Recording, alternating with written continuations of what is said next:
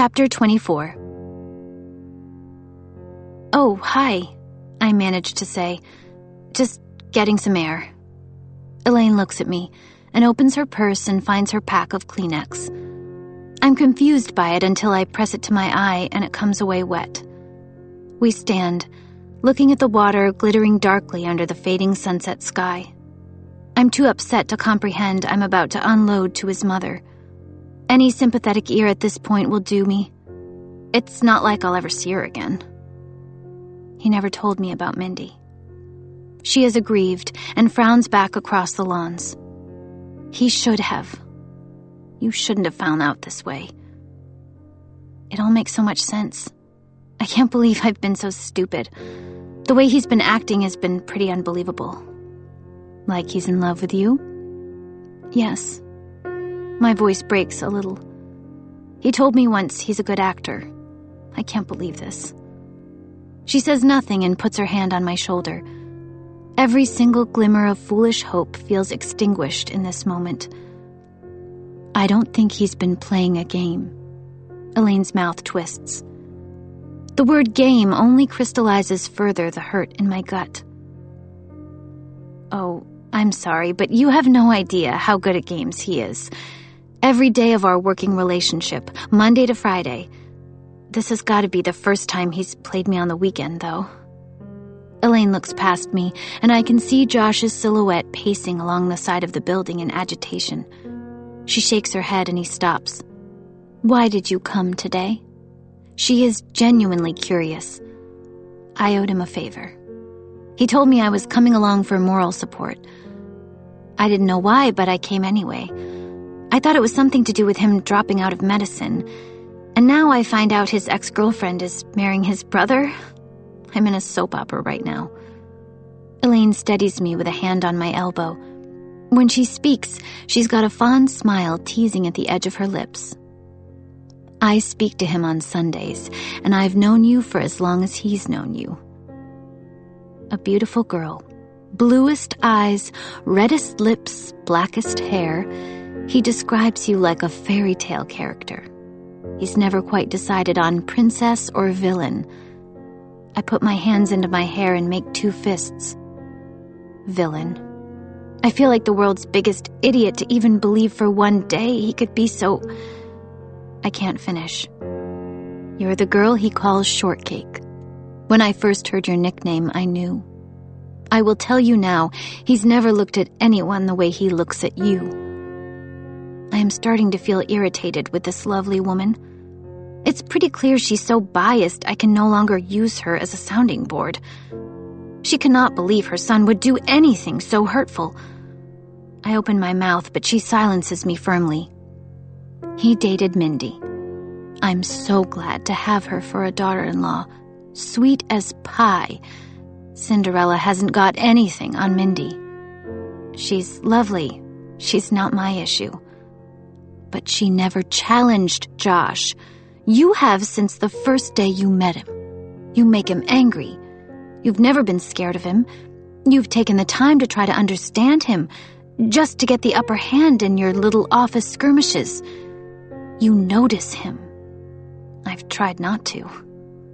Neither Josh nor his father are easy men. Some men are a delight. Patrick, for example.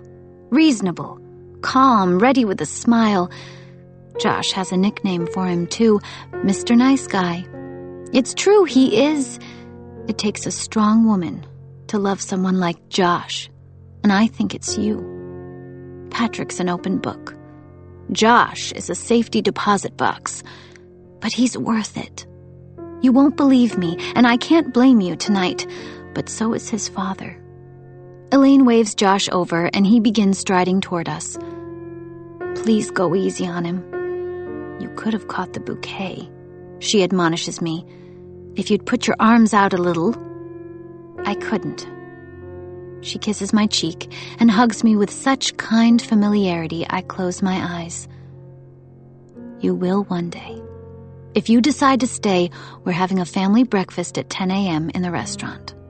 I'd really love to see you both. She walks back down the path where she intercepts Josh. They begin urgently conferring. Great. She's giving the enemy a warning of what he's in for. I am so tired of being in this place, by this water, under this. I go and sit on a low concrete bench and try to cram my heart back into my chest. Even his mother thought Josh was in love. You found out about the Mindy thing. In the 20 yards it took for him to get to me, he's no doubt framed his argument. Yep, well done. You sure fooled me. Fooled you. He sits beside me and reaches for my hand, but I pull away. Cut the shit. I know you've been parading me around in front of Mindy and her family. Maybe you should have hired someone better looking than me. Do you seriously believe that's why you're here? He has the audacity to look shaken. Imagine being in my position. I take you to my ex-boyfriend's wedding, and I'm all over you like a rash. I make you feel special, important. I make you feel beautiful. There's a tremor in my voice. And then you find out, and suddenly you're left wondering if it was real. You being here has nothing to do with Mindy, at all. But she's the tall blondie you broke up with after the merger, right? She's the one we talked about in bed this morning? Your big old heartbreak? Why didn't you just tell me this morning? I put my hands over my face and lean my elbows on my knees. Josh turned sideways in his seat. We were in bed, and you were just starting to look at me like you didn't hate me. And she's not my heartbreak. I cut him off. I could handle being a rent-a-date, but you really should have been clear with me up front. That was a dick move, and frankly, I'm mad at myself for not expecting you'd do something like this. Josh's urgency is growing. He puts his hand on my shoulder and turns me gently toward him. We stare into each other's eyes. I wanted you here because I always want you with me. I don't care that she's just married Patrick. It's ancient history to me. How could I tell you this morning and ruin the moment? I knew how you'd react, just like this. You're damn right I'm reacting like this, like a teary, fire-breathing dragon. Didn't I specifically ask you if there was any touchy subject I needed to know about, so I'd be forewarned? You could have told me back in the office, days ago. Not now. You would never have agreed to come under those circumstances, had you known. You would have refused to believe this weekend could be anything more than an act. Whatever your reaction, it wouldn't have been good. I grudgingly admit to myself that he's probably right. Even if he had managed to get me to come, I probably would have invented a character, and I definitely would have worn false eyelashes. He touches a fingertip to my wrist. I've had my focus on other things, believe it or not. Mom's flower arrangements, Dad's mood, your blood sugar. Telling you about this just faded away to the edges. He looks across the water and pulls his tie loose. Mindy is a nice person, but I didn't bring you here to show her how well I've moved on. I don't care what she thinks. I don't believe you can be so cool about this situation. I can't detect any emotion in his eyes at all as he casts his eyes back across the water, contemplating. She was never going to be my wife, put it that way. We were wrong for each other. Hearing his voice say my wife makes me go too still. Eyes frozen and unblinking, pupils dilated to black coins. Terror and panic and possession torches my throat dry. I don't want to examine why I feel this way. I'd rather jump in the water and start swimming.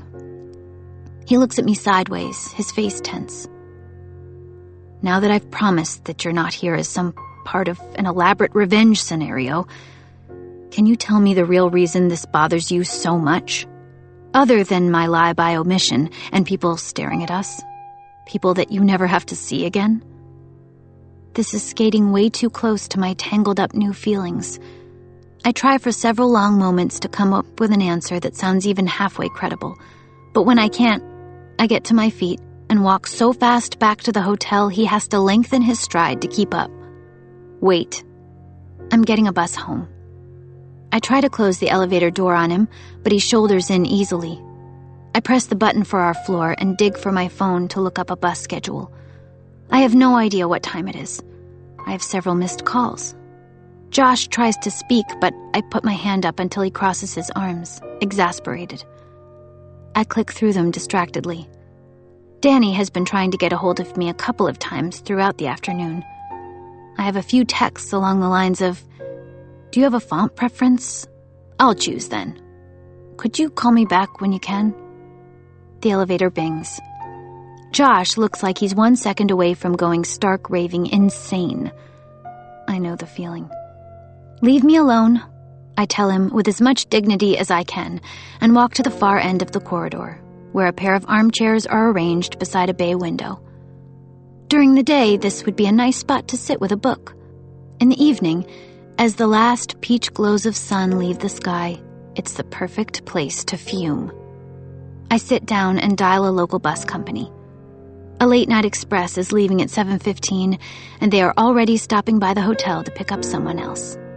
The gods are smiling upon me. Going back to the room will mean having to finish things with Josh, and I am burned out. A husk. I have nothing left. I need to procrastinate. Danny answers on the second ring. "Hi," he says, tone a little stiff. Nothing more annoying than an uncontactable client, I imagine.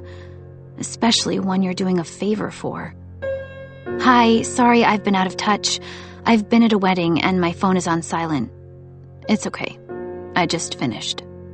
"Thank you so much. Did it all go okay?"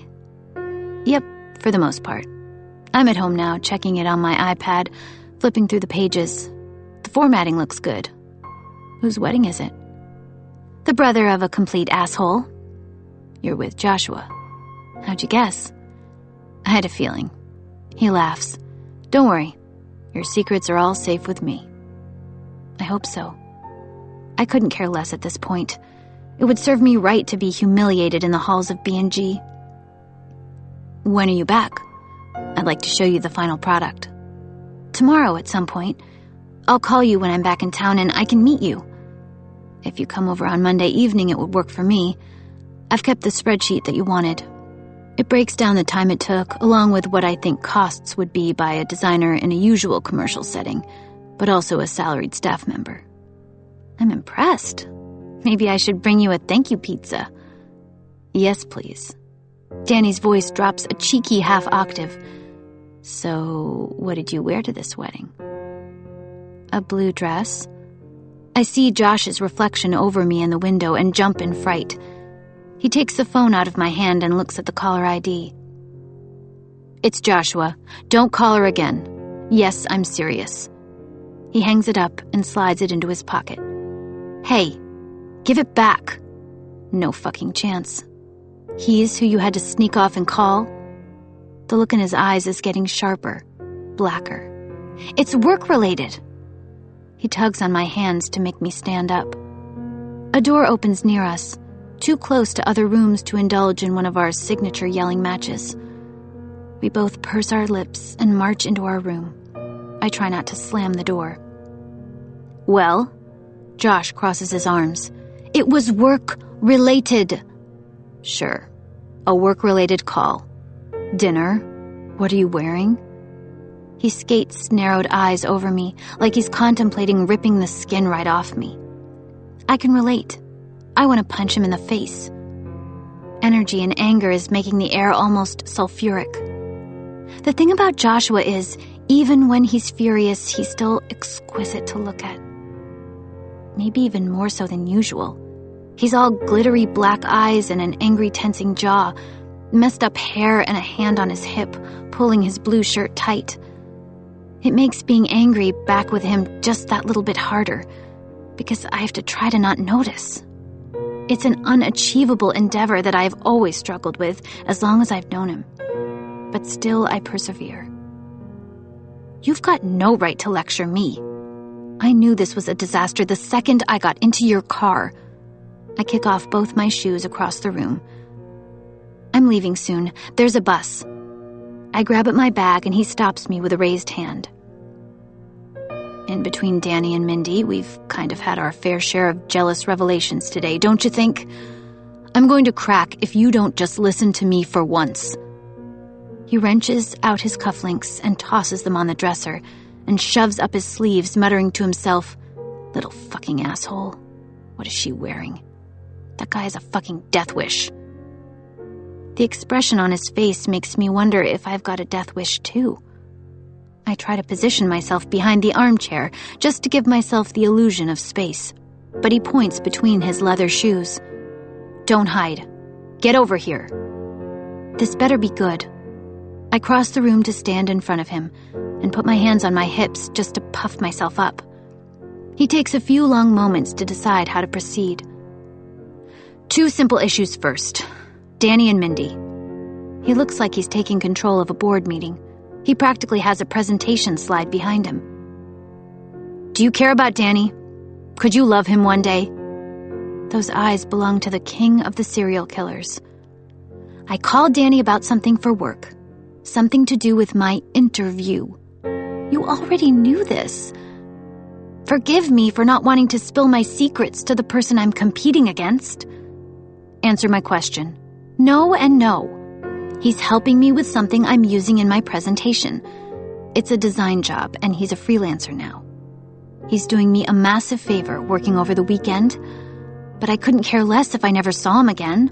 His insane eyes dialed down a few notches. "Well, I couldn't care less about Mindy.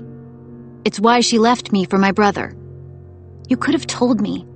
Back in your apartment on your couch, I would have tried to understand. We were almost friends then." I realize something else that's bothering me. He didn't trust me with this. "I finally have you coming over to sit on my couch, and you think I'm going to tell you about how I was such a terrible boyfriend she ended up with my brother? It's not really a glowing endorsement of my character. Gee, wouldn't you want to stick around after hearing that?" I can spot the faint wash of darker color on his cheekbones. He's embarrassed as hell. Why am I even here? Moral support, remember? I watch him try and fail several times to start. If anyone has broken my heart, it wasn't Mindy. It was my dad. He puts his hand over his face. You were always right about why I needed moral support. No big conspiracy. It's medicine. Me quitting, failing, disappointing. You're here because I'm scared of my own fucking dad. What did your dad do? I can barely ask it. When I think of dads, I think of my own. A big, funny sonic boom since I was a kid, always surprising me with smurfs and beard-burned cheek kisses. I know there are bad dads. When I see the look on Josh's face, I wish to God he didn't have one. He's ignored me my entire life. It sounds like the first time he's spoken those words. He looks at the ground, miserable. I creep closer to him. Another weird kaleidoscopic twist. His hurt makes my own heart hurt. Has he hit you? Has he forced you into medicine? Josh shrugs. The British royal family have an expression. The heir and the spare. I'm the spare. Patrick was firstborn. Dad's not one of those people who's willing to dilute his efforts, if you know what I mean. They were only ever planning on having one kid, too. I was a surprise. You would have been wanted. I have his crumpled cuff in my hand now, and I give him an awkward little shake. Look at how much your mom loves you. But to Dad, I was not in the plan. Patrick has always been his focus, and look where he is now. The best son, effectively the only son, making Dad proud on his wedding day. He won't meet my eyes. We're mining some old, deep, painful territory here. Nothing I did rated a mention. Dad wouldn't pay a cent toward my tuition, but Mom did. I studied my ass off like a complete sucker for punishment. Nothing pleased him. The bitterness in his voice sounds like it is choking him.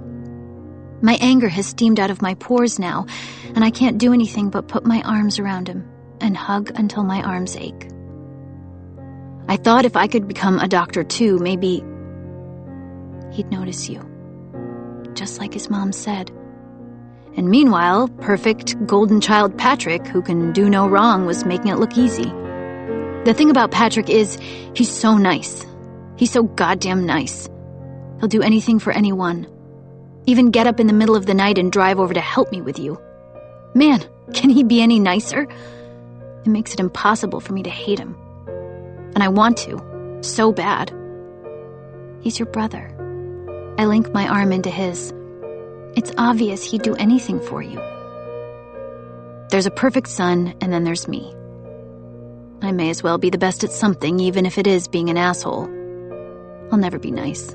You need to imagine what it was like growing up with a parent like him. I've had to make myself this way. I think of him stomping around at B&G, trying to hide his shyness and insecurity behind that mask. I hate to break it to you, Josh, but underneath it all, you're nice too. I've got no interest in being the second best at anything. I'm never being second again. His voice is ironclad with determination. I think of the promotion, and some deep part of my brain sighs, oh, fuck it. Is this why you've always hated me? I'm so nice. I'm way too nice, and you've always hated it. I tugged the sleeve of my dress a little straighter. It killed me to watch you try your heart out for people who were using your kindness. It made me want to stand up for you and protect you from it. I couldn't, though, because you hated me, so I had to get you to stand up for yourself. And my niceness made it impossible to hate me? Hopefulness has rendered me pathetic. He puts a thumb under my chin and tilts my face. Yeah. Well, this is a sad story. When he kisses me on the cheek, I know it is an apology, and I suspect that I'll probably accept it. Don't get me wrong. I didn't have some traumatic childhood or anything. I always had a roof over my head and so forth. And my mother is the best, he says, affection in his tone now. I can't complain. Yes, you can. He looks at me, surprised. No one should ever be ignored or made to feel unimportant. You've achieved a lot of things in your career, and you should be proud of yourself. I emphasize the last word. You can complain all you want. I'm Team Josh, remember? Are you? I hear some of the tension melt out of him a little. I never thought I'd hear those words fall from your flamethrower lips. Not after tonight. You and me both. So you completed pre-med? Yes. I have no idea how I did it. It was the most insanely stressful thing I'd ever put myself through.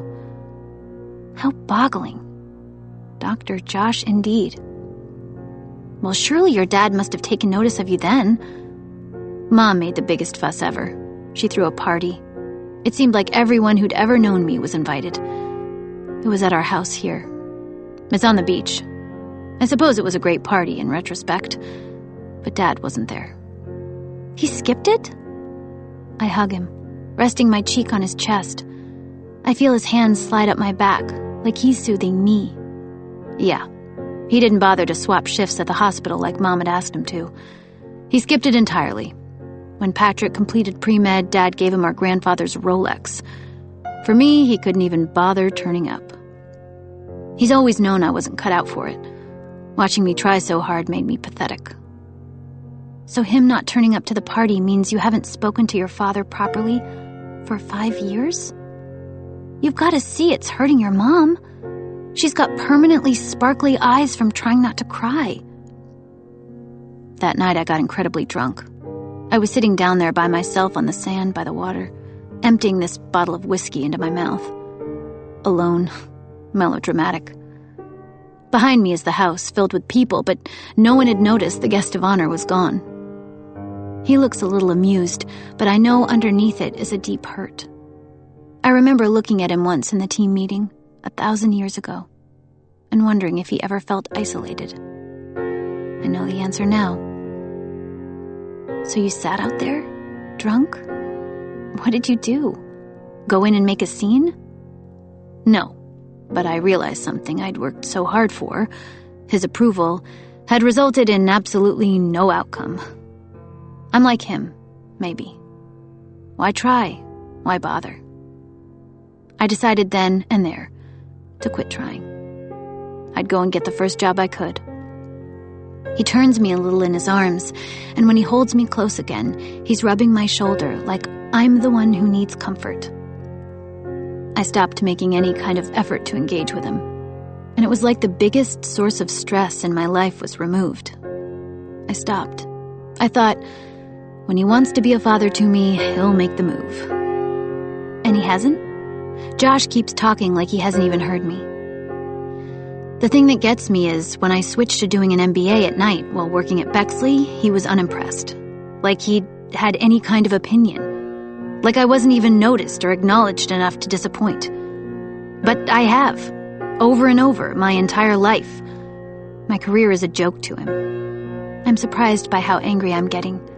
I think of Anthony, his face permanently twisted into a sarcastic expression. He's lost something special in you. Why is he like this? I don't know. If I knew, maybe I could change it. He's just been that way with me and most people. But Josh, this is what I don't get.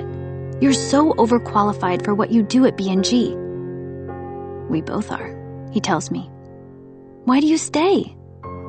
Prior to the merger, I nearly quit every day. But I already had the family reputation as a quitter. And post-merger? He looks away, and I see the edge of his mouth beginning to curl in a smile. The job had a few good things about it. You enjoyed fighting with me too much. Yeah, he admits. How did you end up working at Bexley anyway? I applied for 20 jobs in a fit of rage. It was the first offer I got. Richard Bexley's lowly servant. You didn't even care. I wanted to work for a publisher so badly, I cried when I heard I'd got the job. He has the grace to look guilty. I suppose you'd think it was unfair if I got the promotion now. No, the process is based on merit. But Josh, you've got to know, it's my dream. B&G is my dream. He doesn't say anything. What could he say? So you really didn't bring me along to show Mindy you'd moved on with some hot little dweeb? I know his face better than my own, and I can't see a trace of a lie. When he speaks, there is none. I couldn't face him without you. I am an embarrassment. Dropped out of med school, administrative job, lost the girl to my brother. I'm nothing to him. Mindy and Patrick can have 10 children and be married for 100 years for all I care. Good luck to them. I let myself say it. Okay, I believe you. We sit in silence for a moment before he speaks again.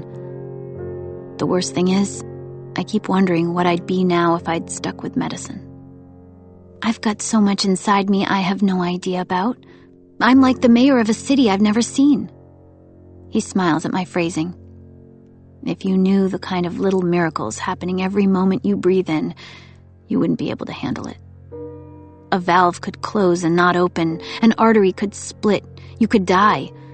At any moment, it's nothing but miracles inside your tiny city. He presses a kiss to my temple. Holy shit. I clutch at him. You wouldn't believe the stats on people who go to bed one night and never wake up. Normal, healthy people who aren't even old. Why would you tell me this? Is this what you think about? There's the longest pause. I used to. Not so much anymore. I think I preferred it when I thought I was full of white bones and red goo. Why am I now thinking about dying tonight?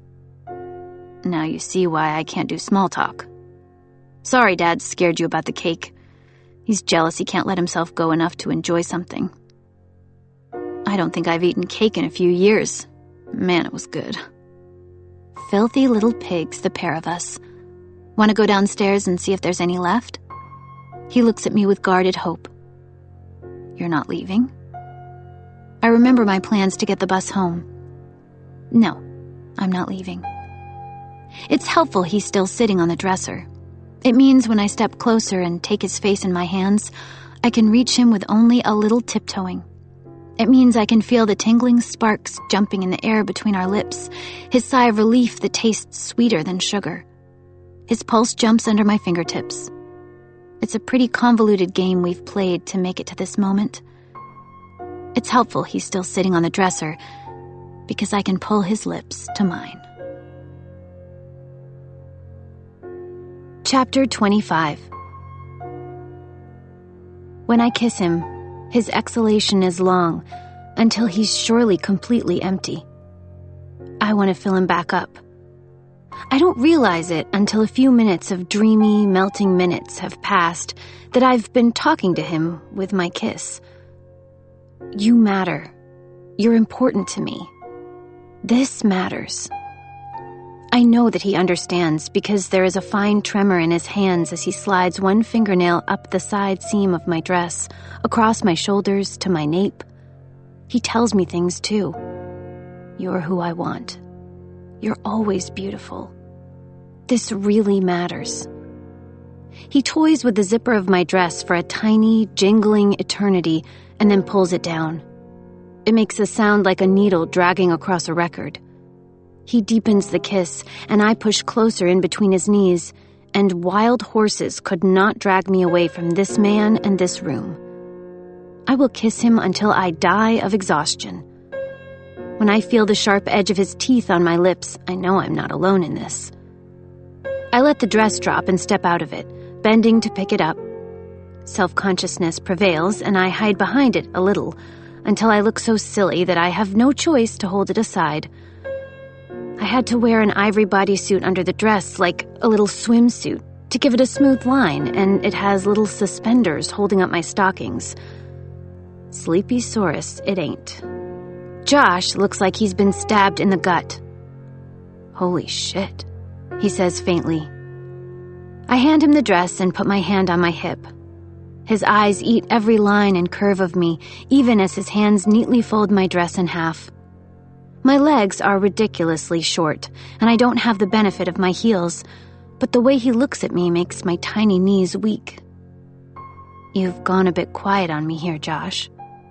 I slide my finger under the shoulder strap of this ridiculous thing I'm wearing and pause. I see his throat swallow. I put my hands on his neck, squeeze briefly in a strangle, then slide them down. He's so solid, heavy, the heat radiating from within the muscles flexing under my palms. I step in closer and put my face into his throat and breathe him in. I close my eyes and beg myself to remember this. Please remember this when you're 100 years old.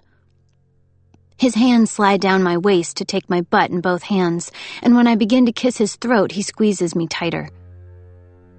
Shirt off. Come on now. My voice is rough and cajoling. He begins unbuttoning his shirt, looking dazed. When he shrugs out of the shirt, I can see his back in the reflection of the dresser mirror. You've still got paintball bruises. I do too. My free hand is groping along his chest, and I break off the kiss to watch myself do it. The muscles are all stacked together like Legos. I press my fingertips to watch his flesh give. His hands haven't moved from my ass, but his fingertips have slid down to stroke the little ribbons holding up my stockings. To stop myself from making an embarrassingly loud moan, I kiss him again, wriggling closer to him. I had it all planned. He finally finds his voice again, moving me backwards smoothly to the bed. He hauls the coverlid away and lays me back against the sheets with easy strength. It was going to be a little more romantic than a hotel room. Josh, thinking about romance? My heart can't take it. He captures my mouth in a kiss, and it's so gentle I could cry. See, he says into my mouth, I don't hate you, Lucy. His tongue touches mine, tentative, shy. He drops himself down on his elbows, caging me with his biceps, and it triggers the memory of him pressing me against a tree, shielding me, covering me. I was always covering for you. I sigh, and he breathes it in. That's it. I stretch and wriggle underneath his weight. You're so big. It gets me hot. And you're so tiny. It makes me wonder about all the ways we'll fit together. It's all I've been thinking about since the day we met. Oh, sure. The momentous day you looked at me, head to toe, then out the window. He's giving my throat the softest bites imaginable.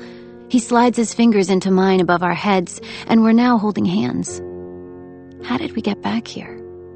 To this tender place after the blaze of anger burned us both up. It's so sweet, so completely soft and gentle and Josh, if we do this tonight, I'm not going to let you get weird on me. His eyes are solemn as he braces himself up a little. Are you going to have one of your infamous freakouts? I don't know. Very possibly. I try for a joke, but he's not remotely amused. I wish I knew how much I have of you. How much do I get? He's kissing me on the throat again, fingers tightening on mine. Until the interviews, you get it all. I say into his skin, and he lets out a shaky breath, like I've offered him forever, not a few days. We begin kissing again, and the friction of my thigh against his groin is spurring him into a slightly heavier rhythm. His mouth is wet, soft, delicious. The moment he stops, even to take a proper breath, I tug him back. After an eternity, he tangles his hand in the strap on my shoulder. He runs it lasciviously through his fingers, pulling it taut, releasing it with the faintest snap, and then does it again. The zip's at the side, I tell him. Technically, I think I begged him. He ignores me completely and instead slides his finger down to the bow between my breasts.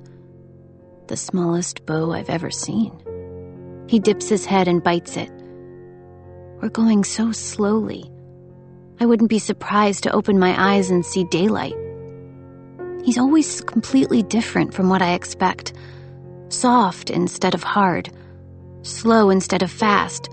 Shy instead of brash. My previous boyfriends and any of their egg timer foreplay attempts are distant memories now that I'm experiencing the intense pleasure of lying underneath Josh. He slides a hand into my hair, and the scrape of his nails against my scalp makes my skin break into goosebumps. He licks them. He coils up smoothly to kneel between my feet, seemingly just for a better view. It works for me. I watch his stomach flex, and I make a sound like, oh, How do you even look like this? I don't have anything better to do than go to the gym. You do now. I sit up too and drag my mouth across the muscles, and I do what I've always wanted to. I get my hands on his ass, and it is fabulous. His hands slide into my hair, and I begin making out with his stomach. I can't help myself. I find a little bit of hair and look up to see he's got a light dusting on his chest, in a line down, disappearing beyond the waistband of his suit pants. Horny eyes, he tells me shakily. No kidding. I want to snort you. You always smell amazing. I press my nose into his skin and breathe in as hard as I can, and he begins to laugh. I look up at him and grin. His fingers are resting on the zip at my side. I'm completely covered in bruises, I say by way of a disclaimer. I suck my stomach in, looking at his abs. You're cute when you get shy. I'll go slow. He eases one strap down, lets it rest against my arm. He does the same with the other one. He bites his lip. I'm going to sit down. I feel too tall. There's a brief reshuffle when he leans against the headboard, and I settle between his legs and rest back against him. His hands spread over my shoulders, and my eyes close as he begins to rub. The sweetest, most strangely timed massage. Most men would be unzipping and feeling by now, but he's not most men. You sat like this when you were sick. He continues to massage, the friction between us blooming outward. He scoops my hair away and presses his mouth on the side of my neck. I'll barely be able to remember my own name at this rate. He slides his hand into the satin and weighs my bare breast in his hand. Slowly, gently, his fingers pinch. Oh yeah, he groans and presses his mouth back to my neck. I hear the sound I make, the kind of harsh intake people usually make from extreme pain, except I feel like I'm halfway to orgasm. Imagine all the things we're going to do, he says, almost to himself. I don't want to imagine. I want to know. My feet are scrambling uselessly against the sheets, like I'm being electrocuted. You will. But tonight isn't enough. I can already feel it. I've always told you, I need days, Weeks. I barely notice the zipper sliding down. He's easing me out of the stretchy satin because the feeling of his big palms smoothing over me is sublime. I'm being coddled and patted, skin warmed, everything admired. When I manage to open my eyes, his breath is steaming hot underneath my ear and the cream fabric is puddled at my waist. He unclips my stockings and leans over my shoulder to look at me. He hooks his fingers into the sides of the fabric at my hips, tugs it down my legs, and I'm naked except for my stockings. I see the leg of his suit pants, which makes my nudity feel even more vulnerable. I bring my knees up, trying to hide myself, but there's no point. He makes kind, soothing sounds against the back of my ear. His huge hand strokes down my hip, my thigh, then clasps my waist. The other hand follows suit. "Lucy," is all he can seem to say. "Lucy, how am I going to walk away from tonight? Seriously. How?" I get goosebumps. I'm wondering the same thing. I let my head drop to one side and we kiss. I'm hoarse and breathless. "I'm gonna die tonight. Please take your pants off." "I want that embroidered on a pillow," he says, and I laugh until I'm gasping. "You're so funny." I've always thought so. I could never laugh, but I wanted to. "Ah, so that's one of your rules." He slides off the bed, hand on the button at his waistband. "So the aim of the game is to not laugh. The aim is to make the other person laugh. Come on." I'm getting cold. I'm getting impatient, more like. He pulls the sheets and blankets over me when I shiver, and I watch him like a lecherous creep as he manages to ease the zip down on his pants. I have my own rules, and the aim of the game is different for me. Watching Josh take off a pair of suit pants is on another level. He's in these stretchy black trunks. They're badly bent out of shape in front. Do tell. Come on. He slides those shorts down and my mouth drops open. Seems that even my fevered imagination was woefully inadequate. I'm about to tell him that he is glorious when he snaps the lamp and we are plunged into darkness. No! Josh, that's absolutely not fair. Light on. I want to look at you. I flail my arm at the lamp, but when he slides into the blankets and I register the warmth of his body against mine, we make identical sounds of disbelief. Skin to skin. The heat of it. I have no idea where he is precisely. He's all over me. I think I feel his breath in my hair, but we roll a little, and when he sighs, it's down near my ribcage. It's disconcerting and erotic, and I nearly jolt out of my skin when he slides one hand across my ribs. Another hand is dispensing with my stockings, smoothing down my legs. He's touching my ankle and gently pinching at the little curve of my waist. I've got hands sliding all over me. You're so soft, it's ridiculous. Everywhere my hand slides, you fit me. I was so right. He demonstrates. Throat, breast, ribs, hips. Then he shows me his mouth fits perfectly, too. My skin heats with every kiss and press. He licks at the sheen of sweat beginning to mist across me, and I hear a faraway sound that I realize is me. Whimpering, begging noises. He takes no notice and shows no pity. He presses his perfect mouth on whatever section of skin he pleases. Inch by inch, he is charting me like a map. Which is all very well, except that Josh has a body that I need to get my hands on. When he's partway through traversing the upper curve of my spine, my pleading whispers begin to wear him down. Please let me touch you. He relents and rolls me over, and I run my hands down his neck to the big muscles at the tops of his arms. I squeeze, I bite. I use both hands to stroke down one bicep, weighing the muscle in my hand. It's such a pleasure to be touching someone else. It's satin, this skin. My palms tingle from stroking it. My mouth fits everywhere that I can kiss him. My eyes are adjusting, and I can see the glint in his eye as I take my time, testing every new muscle, tendon, and joint that I encounter.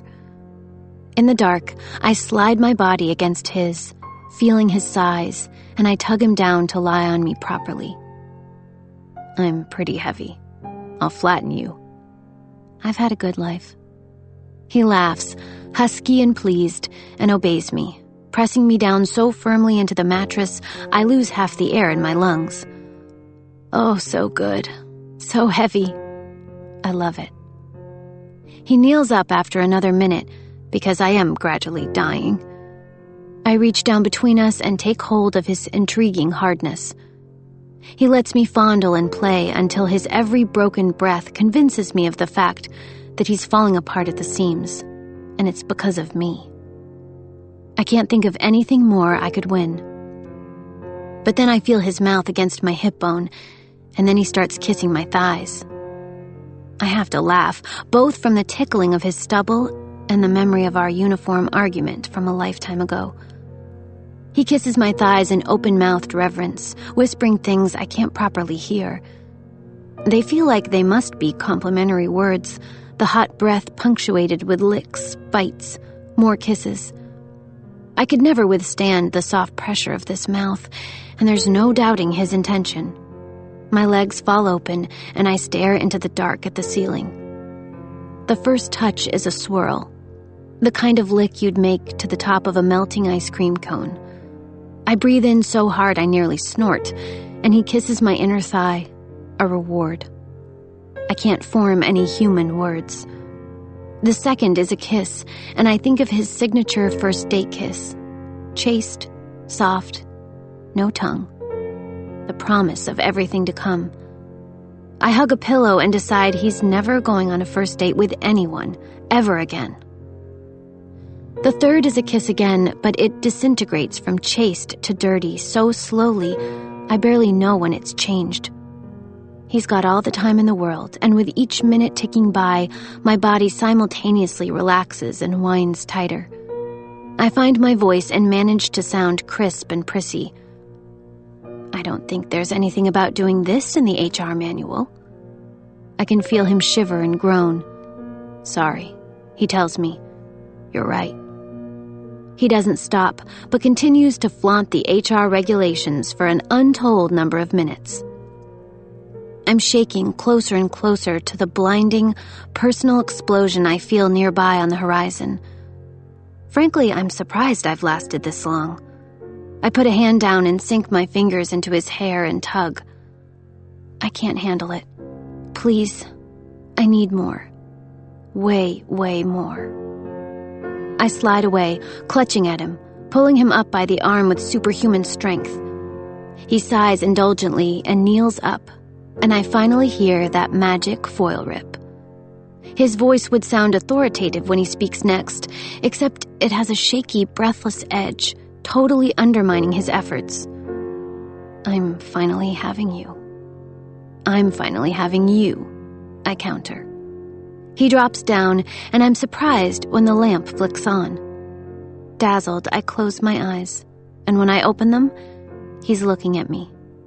The black sapphire facets of his eyes are doing strange things to my heart. Hey, shortcake. Our fingers tangle again above my head. The first press he makes is gentle, and my body takes, and then takes some more. He's pressing his temple to mine, making desperate sounds, like he's in pain, like he's trying to live through this. I involuntarily clench, and he jerks forward, hard. My head nearly hits the headboard, and I laugh. Sorry, he says, and I kiss his cheek. Don't apologize. Do it again. Chapter 26. We've never played the staring game with you inside me.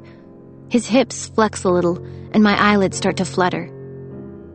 I was expecting the pleasure and pressure, given that he's huge and I'm small, but it's emotion now tightening my throat until I can't reply. It's his eyes and the expression in them as he begins to roll his hips, slick and easy. There's no hard impact, no teeth-chattering thuds. He moves against me with measured control. This is the hottest moment of my life. I can't process each sensation. A feeling similar to freaking out is beginning to fill my chest. I can't keep my composure under his eyes. Passionate eyes. Intense, fierce, fearless eyes. He wants me to hand over everything. He won't take anything less from me. Talk to me. He touches my nose with his. His breath is heavy and even. You were right. You fit me somehow. Oh, that's so nice. I can barely speak. I'm freaking out slightly. Nice, huh? He looks at me with amusement. I can always do better than nice. He lets go of my fingertips, slides a hand under each of my thighs, and lifts me a few inches off the bed. Nice is good, nice is good, I babble. My next sound is a groan. Joshua Templeman really knows what he's doing. My eyes roll back into my head. I know they do because he smiles a bit and moves his hips again. The blankets fall away, and I'm front row, looking up his gorgeous, flexing muscles to his face. I'm not nice, he tells me. Slowly, we begin to stretch against each other, and it's more rolling friction. I've never felt anything like it. It confirms that no guy I've ever been with has done it right. Until now. He's frowning a little in concentration. It's gotta be the angle he's created so easily that seems to nudge a little switch inside my body. Hey. He hits it again, and the pleasure is so intense a sob catches in my throat. Again and again. I've never played this game before. I have no strength to raise my arms to his shoulders. Every distinct slide of his body into mine is taking me one step closer to something I'm fairly sure will kill me. Are you tired? I try to be considerate, but instead he picks up the pace. Sweat begins to mist my skin. My hands scrabble for purchase on the sheets. If I'm a deadweight, it doesn't seem to bother him. All I can do is press my shoulders against the mattress and try to survive this. I'm dying. I warn him. Josh, I'm dying. Josh lifts one of my ankles to rest on his shoulder. His arm hugs my leg, and he studies my face with interest as he increases his pace further. His eyebrows pinch together. The staring game is the absolute best when Josh is hitting my lifelong, non-existent G-spot. The one that exists now. Holy. Josh? When he laughs in response, it's nearly my undoing. Here's my problem. This doesn't happen. First sex with someone is awkward, and you take turns and try to work out each other's likes and dislikes. There's no simultaneous wet, dirty screwing and trying to delay your orgasm. But I am, and he knows it. Lucy, quit holding off. I'm not, I protest, but for my lie he increases his force. I babble a thank you. You're welcome, he tells me, and angles me higher. I have no idea how he's not tired. I will write a thank you card to his personal trainer. If my hand can ever grip a pen again. I bite my lip. I can't let this end. I tell him so. Forever. Do this forever, I beg. I'm near tears. Don't stop. Stubborn, aren't you, shortcake? I can't let this end. Please, Josh. Please. Please, please. He presses his cheek against my calf in such a sweetly affectionate gesture. It won't end, he tells me. I can see he's starting to lose himself a little. His eyes are lit in a bright haze, and I can see him raise them to the ceiling, praying for something. His gorgeous skin is glowing gold in the lamplight. It's a smooth, deep-rolling thrust like any of the others, but I break. It's not a sweet, tame thing sweeping over me. My teeth snap together. I grip onto him and wring myself out. The anguished sound I make probably wakes every single person in the hotel, but I can't hold it in. It's violent. I nearly kick him in the jaw, but he grabs my foot and holds on to me. The pleasure boils over. My body twists, squeezes, shakes me out, and I'm out of my mind crazy for Joshua Templeman. He's right. This will not be enough. I need days of this. Weeks, years, millions of years. I'm falling, completely falling, and I look up as he falls too. He leans down against my leg, and I feel him shaking and release. He looks down at me, eyes suddenly shy, and I raise my hand to stroke his cheek. He lowers me down carefully. I can't imagine how I'll let him go. I wrap my arms around his shoulders and press my mouth to his eyebrow, and my chest has a cleaned-out feeling like I've run a few miles. He must feel like he's done a triathlon. He looks up at me. "How you doing?" He whispers softly. "I'm a ghost. I'm dead." "I didn't know I was lethal," he says, and begins to pull away from me, achingly slowly. I beg and plead and say, "No, no, no." I'm an addict, completely hooked, already wanting my next fix while the current one is still running brightly through my veins. My body tries to hold on to him, but he kisses my forehead and apologizes. "I'm sorry. I gotta," he says, and walks away into the bathroom. I watch his backside and drop back into the pillows. Best sex of my entire life. Best backside I have ever seen. "Is that a fact?" he says from the other room. Seems I said it aloud. I lay my forearm over my eyes and try to regulate my breathing. I feel the mattress dip, and he pulls the blankets up over my chilling skin and turns off the lamp. "Now you're going to be unbearable." "But goddamn, Josh, goddamn." I'm slurring. "Goddamn yourself," he says, and I'm tugged into the cradle of his arms. I press my cheek against him, delighting in his sweat. "Let's work out a game plan for when we wake up. I can't handle it if you go weird on me. We'll say good morning politely, then we'll do it again." I sound like I've had a stroke. I fall asleep with my ear pressed to his chest, listening to him laugh. I somehow survive until morning. I'm washing my hands when I glance up at the mirror. Oh shit. What? I open the door a crack. The room is dimly lit by strobes of lights through the heavy curtains. I forgot to take off my makeup. I look like Alice Cooper again. My eye makeup is smudged black, and it makes my eyes look milky blue and lurid. Again? You've looked like Alice Cooper before? Yeah, the morning after I was sick. I nearly screamed when I saw myself. I brush my teeth and get my hair into a bun. I like when you look a little wrecked. Well, you'd like me right now then. I'm in the shower and trying in vain to get the tiny packet of soap open when I hear the door creak and he's joining me, calmly, like we do this every day. Lust electrifies me, the strangest mix of joy and fear. "It's a shortcake-sized soap," he comments, taking it from me and biting the package. He pinches the little coin of soap out and holds it up between his forefinger and thumb. I am going to enjoy this. I am so dazzled by the sight of his velvety gold skin being streaked with water, I can't do anything for a few minutes except stare, my tongue peeking out the corner of my mouth like a hungry dog.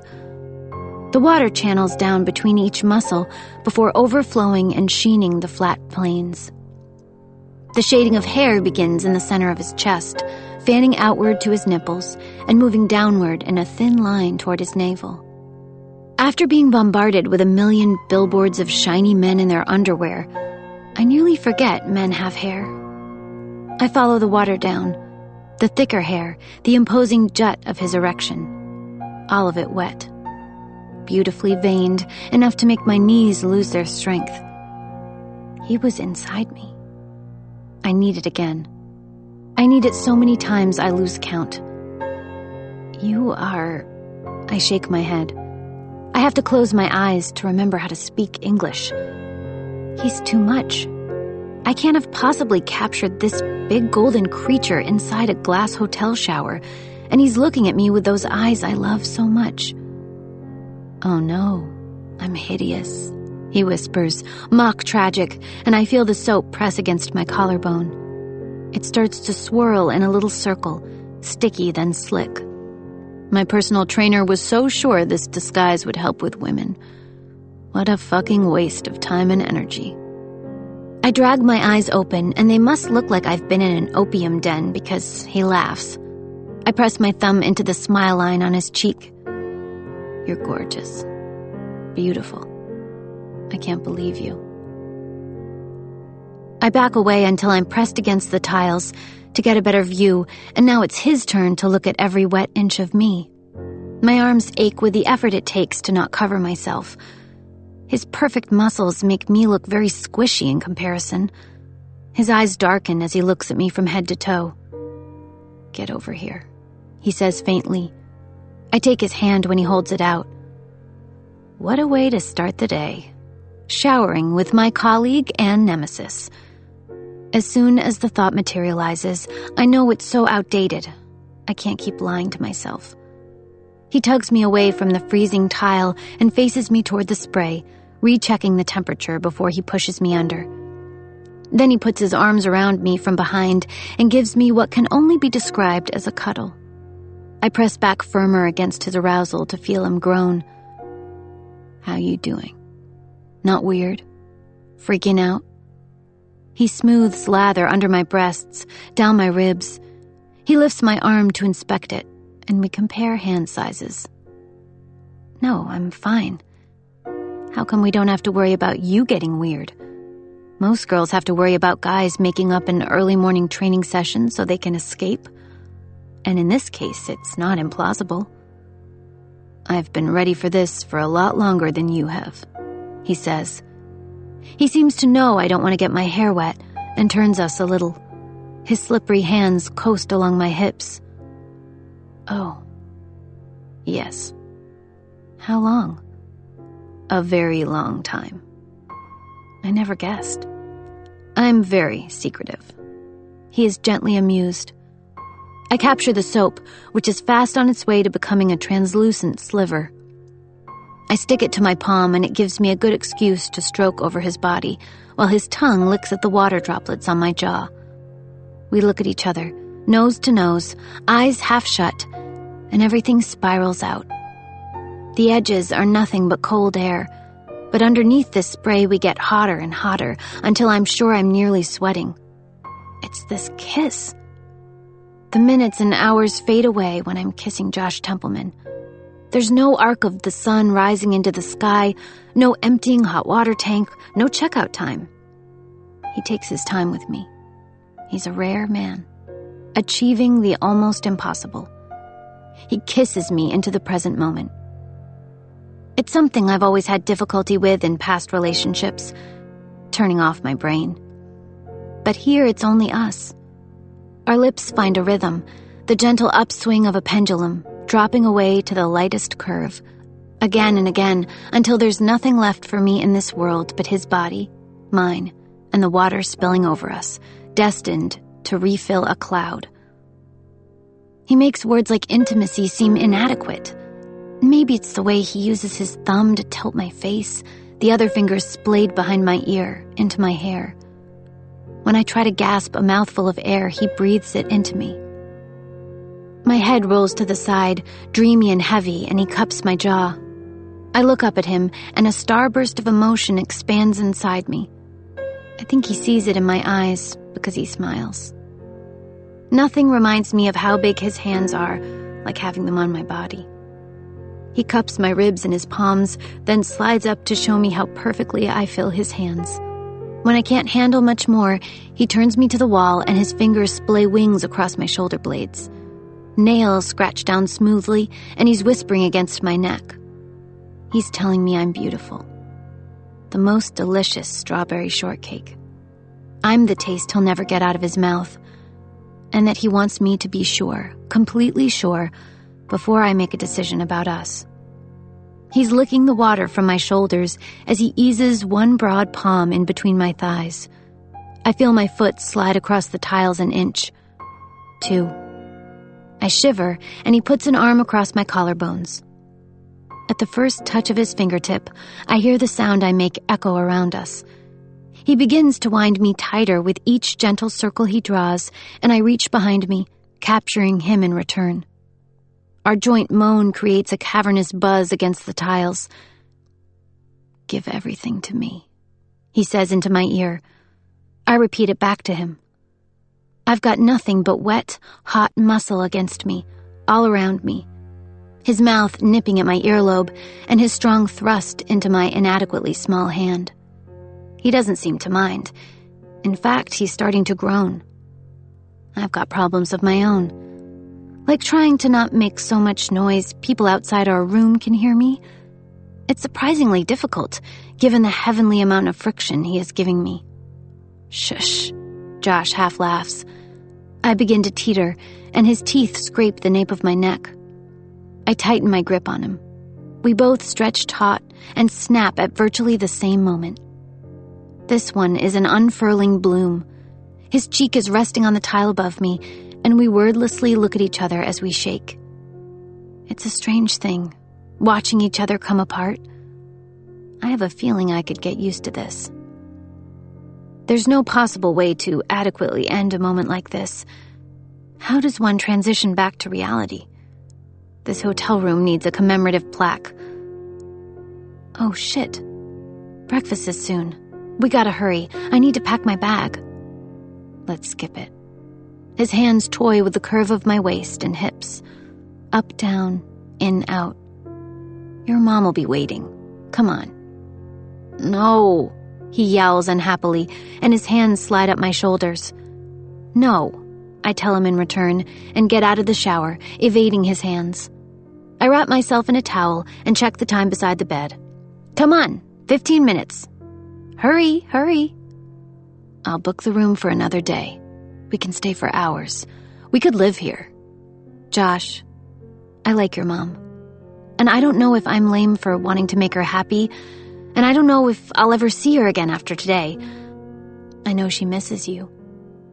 Maybe that's my role in this whole weekend, to force you to be with your family again. How sweet, forcing me to do things I don't want to. And of course you'll see her again. Fine. Put it this way. I was invited to breakfast, and I'm going. I'm starving. You sexed all of my energy out. You do what you want. I managed to get some mascara on and half of my top lip done in flamethrower. Then he eases up behind me, and I look at us in the mirror. The differences between us have never been more stark or more erotic. The contrast of me against his large, muscled glory almost breaks my resolve. He gathers my hair away from the side of my neck and drops his mouth in a kiss. We make eye contact in the mirror, and I let out a broken breath. I want to tell him, yes, rent this room for the rest of our lives. If I had more time, I could make you love me. The realization has me by the throat. I'd have to be blind to not see the light of affection in his eyes as he wraps his arms tighter and begins kissing the side of my neck. I'd have to be 1,000 years old to forget the way he kisses me. It's the fresh new bud of something that could one day be something remarkable. But I have severe doubts that it could survive in the real world. This bubble we're in, it's not reality. I wish it was, and I wish we lived here. All of this I should say out loud to him, but I don't have the courage. I close my eyes. We can have breakfast and then drive back to your apartment at warp speed. Fine. Nice lipstick, by the way. I manage to get the rest done, and I blot once. He takes the tissue before I can scrunch it up. He holds it up to admire it. Like a heart. How about you buy a little white canvas and I'll kiss it for you? Something to remember me by? I give him a cute wink to keep the tone light. The sarcastic rejoinder that I am expecting never eventuates, and instead he turns and walks out of the bathroom. When I come out a few minutes later with my makeup bag under my arm, he's dressed in jeans and a red t-shirt. I've never seen you in red. How come every color in the flippin' rainbow suits you? He puts my cell phone near my purse and the white rose he saved from his lapel. You just think they do. He zips his bag and stands at the window, looking out at the water. I dig in my bag for my own jeans and the black cashmere sweater I'm glad I packed. The air down here is colder, fresher than I'm used to. I'm getting dressed and he's not watching. I hop slightly to get the jeans zipped up, and he doesn't turn. I loudly squirt perfume into my cleavage, and he doesn't even flare a nostril. Breakfast is going to be fine. Yeah, sure, he says faintly. I stick my feet into some flats and decide to leave my hair in its big, messy, damp bun. I walk up behind him and hug his waist, resting my cheekbone against the lower curve of his shoulder blade. Tell me what's wrong. I'm a one-night stand. This is everything I've been trying to avoid. I've been trying to build something, not give you some sense of closure. No. Hey, how have I made you feel this way? I tug on his elbow until he faces me. You're constantly talking like it's already over. A lipstick kiss to remember you by? Why am I going to need reminding, exactly? We're not working together much longer? I haven't wanted you this long, and gone through so much, and given up so much, to have you for one night. It's not enough. He's right, of course. The interview result hangs over us like a scythe. A flash of impatience hits me. Can I stay at your place tonight? It's all I can think of to say. Can I sleep in your bed? I guess, he says sulkily, and I tug him by the loops on his jeans over to his suitcase. I look back at the bed. How so much could have changed in one space? Maybe he's thinking the same thing. He kisses my eyebrows so gently, I feel tears begin to prick behind my eyes. I catch a glimpse of the receipt when we check out. It was roughly a week's rent for this magical hotel room. He slashes his signature like Zorro onto it and hugs me close. My cheek presses against his perfect pectoral. And did you have a nice day?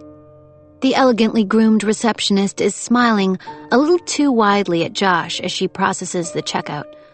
She seems to be willfully ignoring my presence, or maybe she's just dazzled. I look at her slicked-back blonde coil hairdo. Her chalky pink lipstick is too bright against her tan. Hotel Barbie. Yes, thanks, he replies absently. Great water pressure in the shower. I look up at his face and watch the corner of his mouth quirk, the little smile line deepening. The receptionist is definitely imagining him in the shower. Her eyes stray from bicep to computer screen to his face. She staples and folds and searches for the perfect little envelope for his receipt, even though the customer at the next counter didn't get one. She fiddles and does a dozen other little things so she can look at little segments of him. She tells him about their loyalty program and how his next check-in will be with a free bottle of wine, and probably her draped across his bed. She reconfirms his address and phone number. I'm gimlet-eyed with annoyance.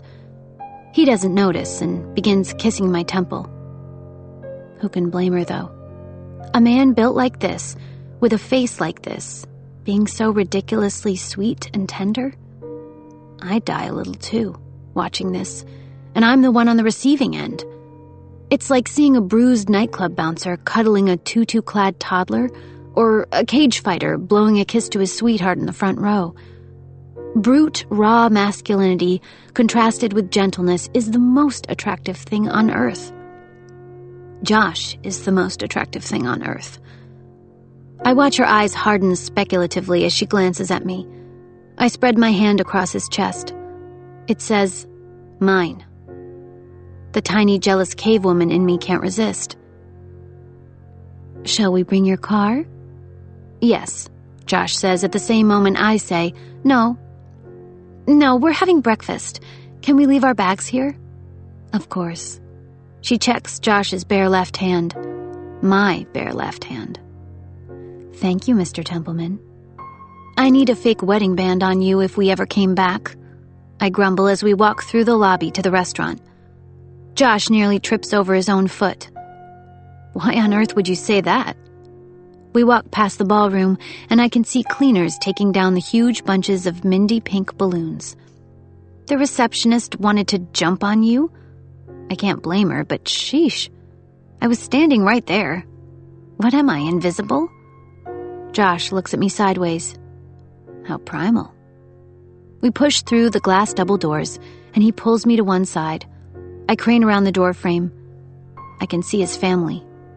I raise my hand to wave, but he tugs me back and scolds me unintelligibly. It's a buffet. My delight is evident in my voice.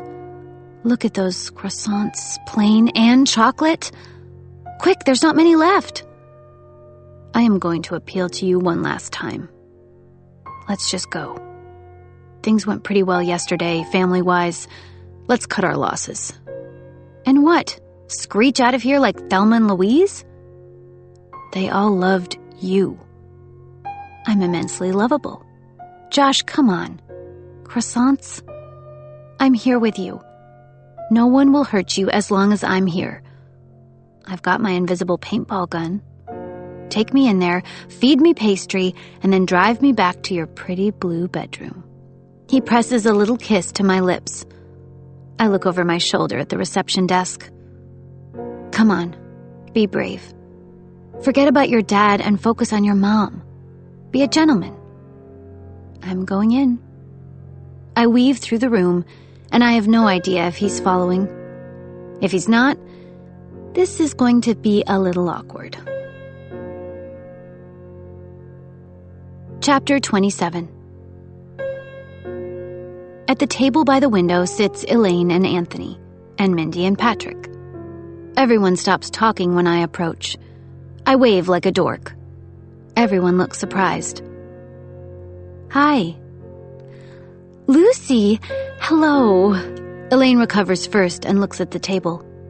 Oh, there are no spare chairs. We're barely 5 minutes late. They clearly weren't expecting us to turn up. Josh is dawdling, thankfully. Quick. I start looking around at other tables. More chairs, Elaine gasps. She understands perfectly. If he walks over here and there are no seats for us, he'll shrivel up. Anthony sits at the daddy end of the table and continues reading his folded-up newspaper. No, wait, medical journal. Jeez. He makes no indication he's aware of any other people in the room. There's a great deal of shuffling, and I manage to borrow spare chairs from a nearby table. By the time Josh arrives with a plate of croissants and a cup of tea, we're all sitting as casually as we can, trying to slide the plates back in front of their original owners. Good morning, everyone chimes. Hi, he says cautiously, and puts the plate and tea in front of me. I got you the last ones. It's a plate filled with croissants and strawberries. He strokes his hand down the side of my neck. Sweet of you. Thanks. I'll just get something, he says and retreats. Elaine watches him, part sad, part amused, and looks at Anthony. I smile at Mindy to show I'm not upset anymore. I probably have a nuclear post-orgasmic glow. She tentatively smiles back. How do you feel, Mrs. Templeman? I didn't put too much thought into the question, but the words Mrs. Templeman make her physically jolt. Maybe I'm exceptionally empathetic, but I feel like I've dropped a bombshell. The words ring in my ears, off the walls, right through my bones. Mrs. Templeman. How primal indeed. Wrecked. I'm so tired I feel like I'm dreaming, but in a good way. She breaks into a smile and looks at the tablecloth. Mrs. Templeman, it sounds so... She covers her face with her hands and sighs and laughs and dorks. Get out of my head, Mindy. Sorry, we took a smaller table, Elaine begins, but I shake my head. It's okay. I had to use my lasso to get him down here. I mime swinging a rope over my head and the women burst out laughing. The men sit silently, reading and eating. I can imagine it.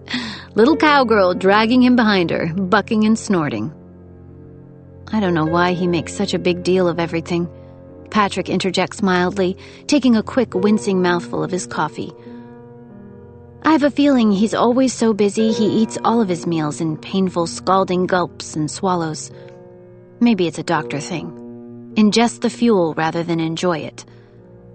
He's shy. Leave him alone. Patrick frowns at my kid sister impudence and then laughs. He glances at Josh. Shy, huh? I can see the realization dawning across his face, like it did mine yesterday. Shyness takes so many different forms. Some people are shy and soft, some shy and hard. Or in Josh's case, shy and wrapped in military-grade armor. Josh, Lucy, thank you for the gift, Mindy says when Josh takes his seat.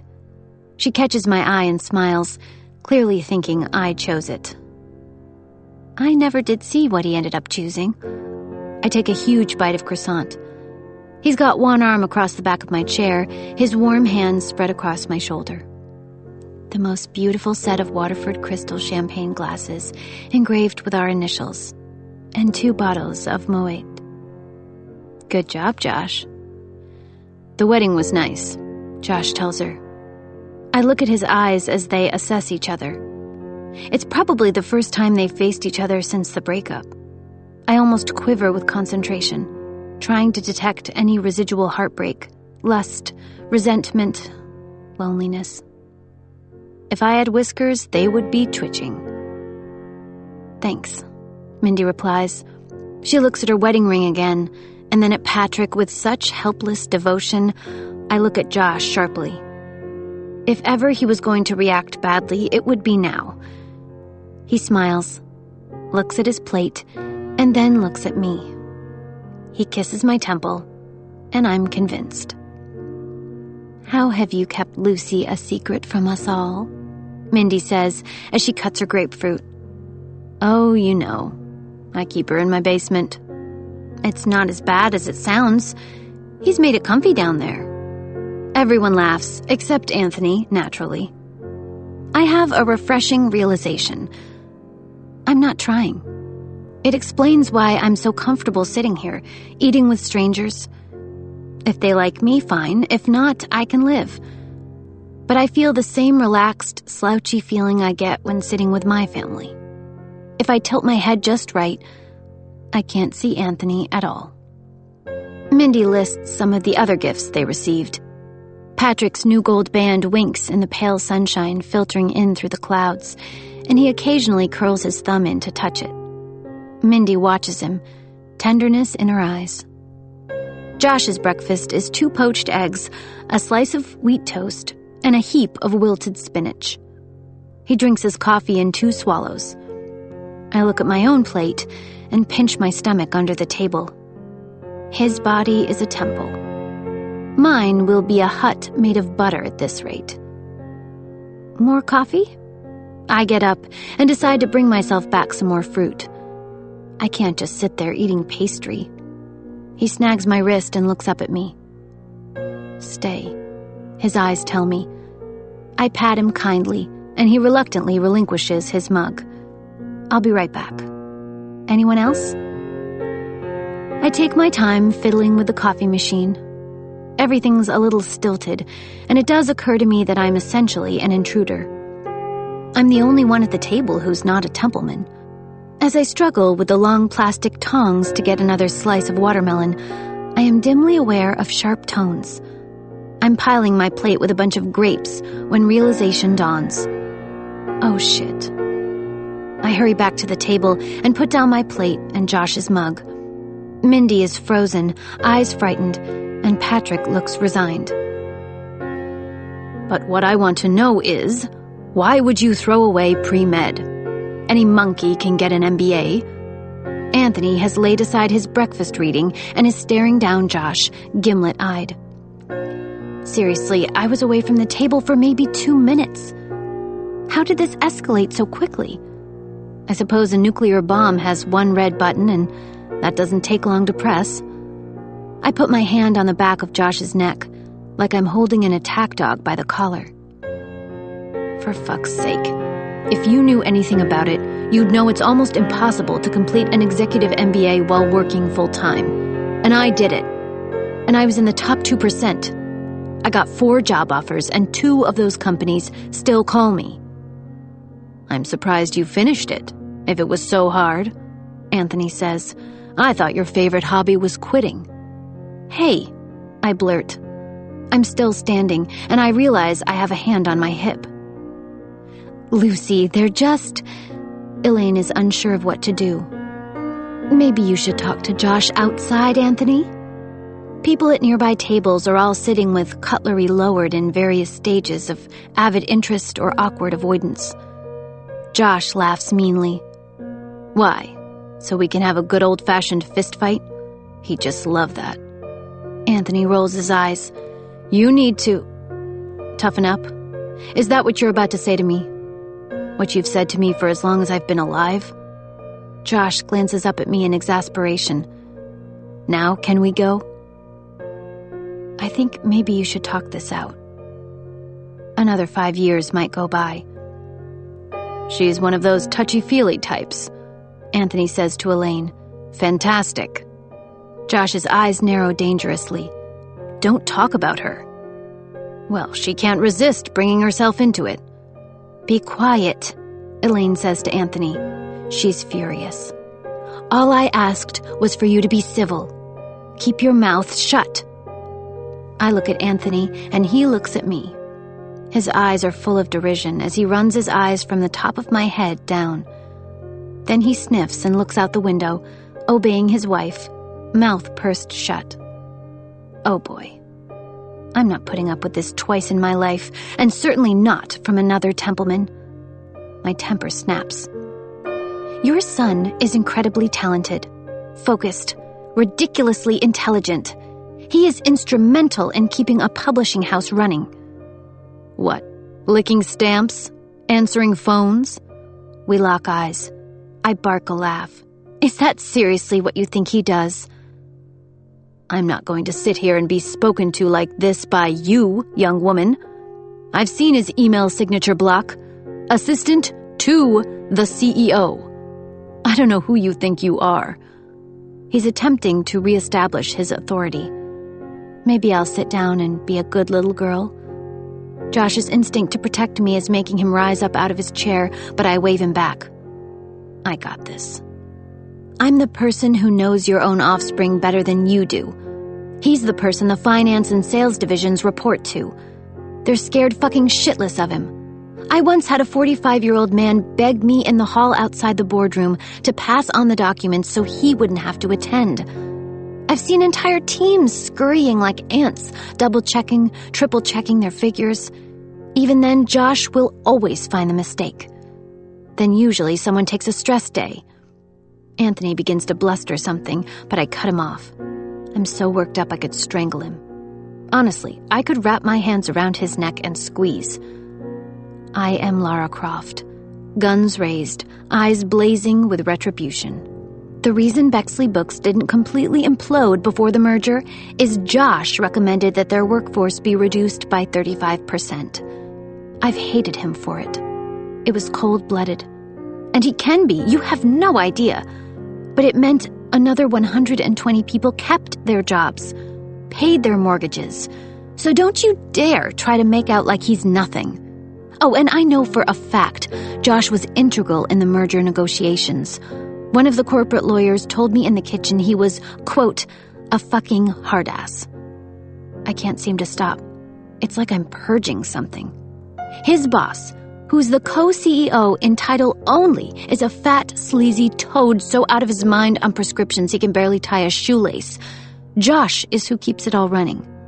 Both of us do. I look at them all. Josh is digging his fingers into the waistband of my jeans. I'm sorry I'm making a scene. And I like all of you. Except you. I cut a look at Anthony. I spend more time with him than anyone, and I have to tell you, you don't know what you've got. You've got Josh. He's an awkward, difficult asshole. I hate him almost half the time, and he drives me mental, and it's clearly hereditary. You gave me the exact same look Josh first did when I met him. Top to bottom, out the window. You know everything about me? You know everything about him? I don't think so. I have been trying to give him a boost. Some people need a push, Anthony says. You can't have it both ways. You can't completely neglect him, yet trash his choices. Anthony raises a hand to his brow and rubs it like he's getting a headache. My father pushed my younger brother. And how did he enjoy that? His eyes flick sideways. Not too much, I'm guessing. He's not a doctor. Deal with it. Anthony goggles at me. But I want you to know something. He could be, if he wanted to. He could be anything he fucking wanted to. Nothing is by mistake. Nothing is because he's not good enough. It's his choice. I sit down in a huff. Mindy and Patrick look at each other, mouths open. Hell, the entire room is sitting with their mouths open. I hear someone start to clap, then hastily stop. I'm sorry, Elaine. I take a huge mouthful of tea, nearly spilling it down my top. My hands are shaking. Don't apologize for defending him like that, she says faintly. I suppose what she means by like that is like a rabid lioness. I find the courage to look at Josh. He looks completely shell-shocked. Anthony trails off, and I level my best stare on him. The same withering, emotionless glare I've given his son 1,000 times before. He clears his throat and looks at his cutlery. Yes, Dr. Templeman. Care to share? My audacity is breathtaking. I don't know much about your work, Josh. Everyone's jaw drops even further. Mine doesn't. I will never give him the satisfaction. I stare into his eyes and mentally twist a rusty fish knife into his gut. I raise an eyebrow. I'd be interested in talking to you more about it, Josh. I interject. Now that you know he's successful? Now you know that he'll almost certainly be promoted to chief operating officer of a major publishing house? You've got something to tell your buddies at golf now. Squash. Patrick tells me in an aside. He plays squash. I have given Anthony the dressing down of a lifetime. He is unable to speak. It is wonderful. You should love him and be proud of him even if he's in the mailroom. Even if he were unemployed and crazy and living under a bridge. We're leaving now. Elaine, it was a pleasure. I loved meeting you. Mindy, Patrick, congratulations again and enjoy your honeymoon. Sorry I made a scene just now. Anthony, it's been real. I stand up. Now, we screech out of here like Thelma and Louise. Josh stands and goes to kiss his mother's cheek. She grasps helplessly at his wrist. But when will I see you? She looks up at Josh, but she also looks to me. I can see Josh's jaw tightening, and I can almost hear the excuses forming on his tongue. He might drop off the radar for the Templeman family altogether. The next thing I say surprises even me, especially given the fact I've essentially just said goodbye to them all for the last time. If you can come up to the city soon, we could meet you for lunch. We could go see a movie after. Anthony, you're invited too. His jaw, which has been hinging loosely, sways in the breeze. But only if you're prepared to be civil and start to get to know your son again. I think you know there's going to be no more ragging on Josh, except by me, because he loves it. You and I are going to have a discussion, outside, now. Elaine gets to her feet and points to a French door leading to the side gardens. Anthony looks like a man walking to the gallows. I know a fellow rabid lioness when I see her. I take Josh's hand, and we weave through our spellbound audience. No charge, the cashier tells me. Lady, that was better than theater. I retrieve our bags from the receptionist, thankfully not the lustful blonde this time. I probably would have roundhouse kicked her head off. Walking together, matching our footfalls, we exit the lobby like two television district attorneys gunning for justice. I ask the valet for our car and turn. Okay, let me have it. I just made an incredibly embarrassing scene. I can see people talking about me as they wait for their taxis. I'm going to star in 20 different retellings of that restaurant incident. Josh picks me up off the ground. "Thank you," he tells me. "Thank you so much." When we kiss, I hear some applause. "You're not mad I rescued you?" Boys don't need rescuing. This one did. "And I'll even let you choose which you want to be. Thelma or Louise," he tells me, setting me on my feet as the car arrives. "You're the good-looking one. I guess you're Thelma." He slides the driver's seat back.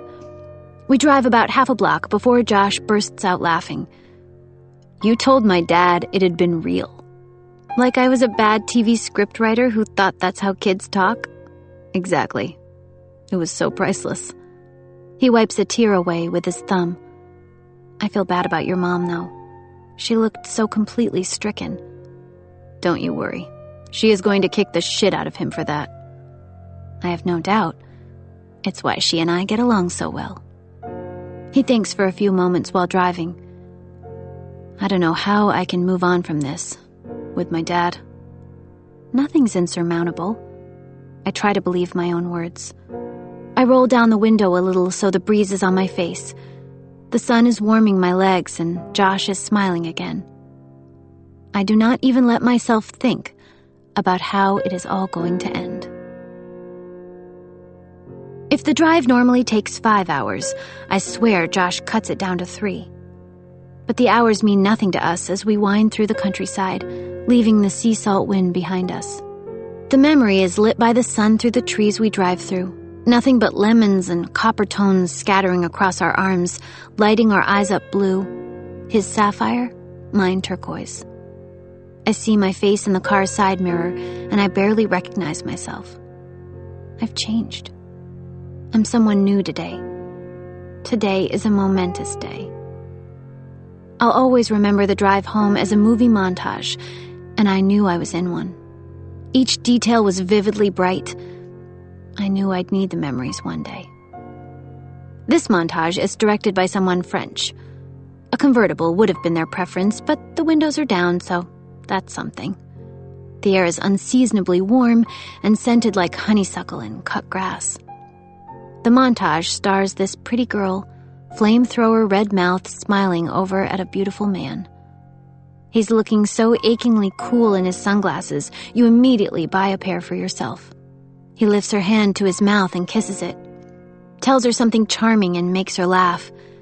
It's the sort of moment you want to hit pause on and buy whatever it is they're selling. Happiness, a better life, red lipstick and those sunglasses. The soundtrack should be a lilting indie affair, equal parts hopeful and with a broken, bittersweet lyric hook that makes your heart hurt for some unknown reason. But instead, it's scored by the 1980s hair metal I found in an incriminating iPod playlist titled Jim. "You seriously got those abs while listening to Poison and Bon Jovi?" I crow, and he can't deny it. It's just us, windows down, stereo cranked, the road curling in front of us like a tongue. We sing along. The lyrics for songs I haven't heard in years fall out of my mouth. His fingers drum the steering wheel. Life right now is easier than breathing. We never stop the car. It's like if we stop, even for a rest break, reality will catch us. We're bank robbers, kids running away from boarding school, eloping teenage sweethearts. There's a bottle of water in my bag and Josh's tin of mints. We share, and it's better than a banquet. I will eventually confess to myself why this montage means so much. I could try to believe it was because of Monday morning looming and the one prize dangling above 2 worthy recipients. Maybe it was because of how alive I felt, so completely young and filled to bursting with the scary, thrilling certainty my life was about to change in a big way. Possibly, it was the thrill of sticking it to the man and the heady rush of standing up to someone terrifying. The thrill of rescuing someone, being the strong one, carrying someone, coddling and protecting, defending like a lioness. Maybe it was the smell of spring in the air, the field of four-leaf clovers we pass. Red roses against a fence. Leather seats and Josh's skin. No, it was something else. The new knowledge of something irreversible, permanent. It cycled through my head with each revolution of the car's wheels, each pulse of blood in my frail, whisper-thin veins. At any moment, a tiny valve could buckle under the pressure of the cholesterol from my croissants. At any moment, I could die. But I don't. I fall asleep, my cheek against the warm seat, my face turned toward him, like it always has been, like it always will. I open my eyes a tiny crack. We're in a parking garage. We're home, he says. I think the unthinkable. I should have been thinking it all along. My eyes slide closed and I feign sleep. You need to wake up, he whispers. A kiss on my cheek. A miracle. I love Joshua Templeman. Chapter 28. We walk into his apartment, and he puts my overnight bag with his in the bedroom, like I am returning home. I use the bathroom, and when I come out, he's making me a cup of tea with the concentration of a scientist. He takes one look at my face. Oh no. Don't tell me. My stomach drops out of my body, and I grip the edge of the counter. He knows. He's a mind reader. My eyes are love hearts.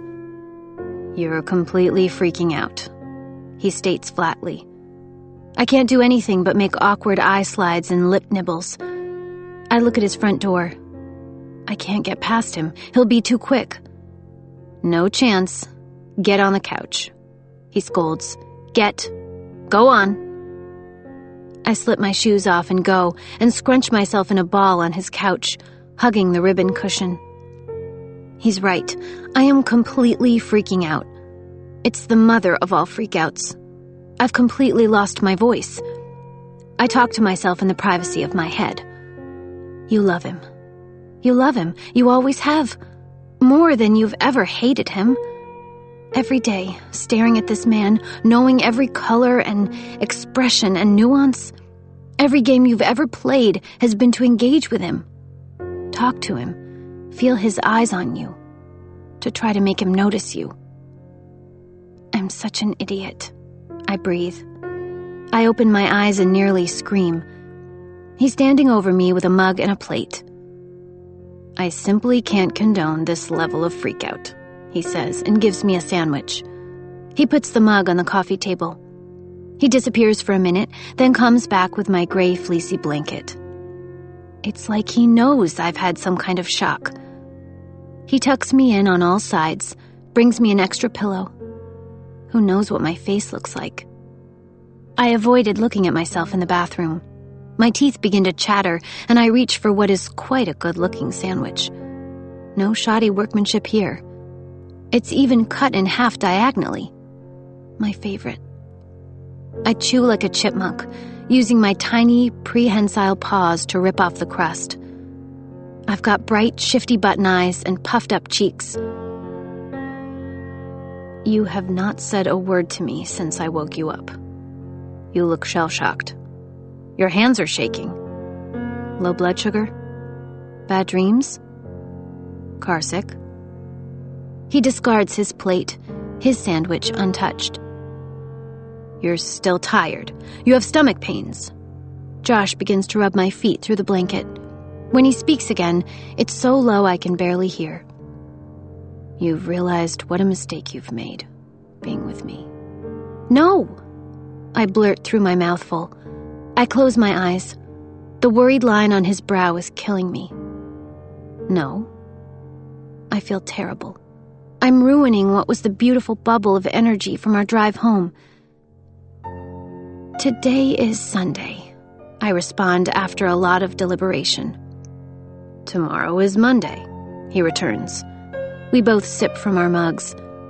The staring game has commenced, and I am welling up with questions I am dying to ask, but I have no idea how to go about it. Truth or dare, he says. He always knows the exact right thing to say. Dare? Coward. Okay, I dare you to eat the entire jar of hot mustard I have in my fridge. I was hoping for a sexy dare. I'll get you a spoon. Truth. Why are you freaking out? He takes a bite of sandwich. I sigh so deeply my lungs hurt. I wasn't ready for this, and I am having some scary feelings and thoughts. He studies me, looking for any trace of lie. He can't find any. It's abbreviated, but it's the truth. Truth or dare? Truth, he says, unblinking. There is some low afternoon light coming through the windows, and I can see the cobalt facets of his eyes. I have to close mine a moment until the pain of his beauty eases. What are the marks in your planner? It pops into my head. He didn't answer last time. I doubt he will now. He smiles and looks at his plate. It's a bit juvenile. I'd expect nothing less of you. I record whether you're wearing a dress or skirt. D or S. I make a mark when we argue, and I make a mark when I see you smile at someone else. Also when I wish I could kiss you. The dots are just my lunch break. Oh. Why? My stomach trills. He considers. When you get so little of someone, you take what you can get. How long have you done it? Since the second day of B&G. The first day was a bit of a blur. I've always meant to compile some stats. Sorry. Saying it aloud sounds insane. I wish I'd thought of doing it, if it makes you feel better. I'm equally insane. You cracked the shirt code pretty quick. Why do you even wear them in sequence? I wanted to see if you noticed. And once you did, it pissed you off. I've always noticed. Yeah, I know. He smiles and I smile too. I feel him take my foot in his hands and he begins to rub. Those days of the week shirts have been oddly comforting. I lie back and look at the ceiling. No matter what's going on, I know I'm going to walk in and see white. Off-white, cream, pale yellow, mustard, baby blue, bedroom blue, dove, navy, black. I'm ticking them off on my fingers. You forgot. Poor old mustard has been replaced. Anyway, you won't be seeing my stupid shirt soon. Mr. Bexley has told the interview panel to have a decision by Friday. But that's only a day after the interview. I thought maybe there would be a week or two of deliberation. I'm going to either be victorious or unemployed next Friday. I feel sick. He's told them if they haven't worked out who's the right candidate 5 minutes into the interview, they're morons. He better not try to sway the interview panel. We need this to be fair. Ugh, I hadn't thought about reporting to Mr. Bexley directly without you as the buffer. I tell you, Josh, the man has X-ray eyes. I want to blind him with acid. You keep a vial of acid in your drawer? You should know. You've been snooping in my desk and planner. There is censure in his tone, but his eyes remain friendly as he slides his thumb into my arch and makes me purr. You'd resign, if I got the job. He says it gently. Yes. I'm sorry, but I'd have to. At first it was my pride making me say it, but now it's clearly the only option. I want you to know that if they decide you're a better fit for the role, I'll resign happily. I'll be happy for you, Josh, I swear. I know more than anyone how hard you've worked for it. I arch a little and sigh. You'd be my boss. It'd be hot as hell, making out with the COO every chance I got, but we'd get caught for sure. But if you get it, I can't expect you to resign, but I can't be your boss. I'd give you inappropriate tasks and Jeanette would have a stroke. And if I were your boss, I'd work you so fucking hard. So fucking hard. I'd have dirty dreams all night. You told my parents I was probably about to be chief operating officer. Did you mean it? Or were you just adding to your long list of brags about me? It's okay if you didn't mean it. If I were the recruiting panel, I'd look at our CVs side by side and you'd probably edge me out. You're so good at what you do. I've always admired how well you work. I rub my hand on my chest to try to relieve the ache. Not necessarily. It's not just the CVs. There's the interviews. You're charming. There's not a person alive who doesn't adore you instantly. Says you. I've seen you in action. When you're making an effort, you're like a 1950s politician, smoother than smooth. He laughs. But you love B&G. And everyone there hates me. That's your advantage over me. Plus you have your top secret weapon Danny is spending his weekends on. Yeah. I dart my eyes away. It's got to do with ebooks. I'm not an idiot, Josh says. Why can't you be an idiot for once? Just once I want to keep a secret from you? You're keeping a secret from me right now. We haven't gotten to the root cause of your freak out. And we're not going to. I pull the blanket over my head altogether. Very mature, he comments and swaps my feet, squeezing my toes and circling his thumbs. You can't keep secrets from me for long. I know you too well. I'll get it out of you. Well, apparently I'm a complete open ebook. I groan in the dark. Did Mr. Bexley tell you about my digitalization project? Please don't screw me on this, Josh. Please. My entire presentation is based on it. Do you seriously think I'd do that to you? No. Well, maybe. I expect a whip-crack response. He says nothing but continues to massage my foot. I flip the blanket off my face.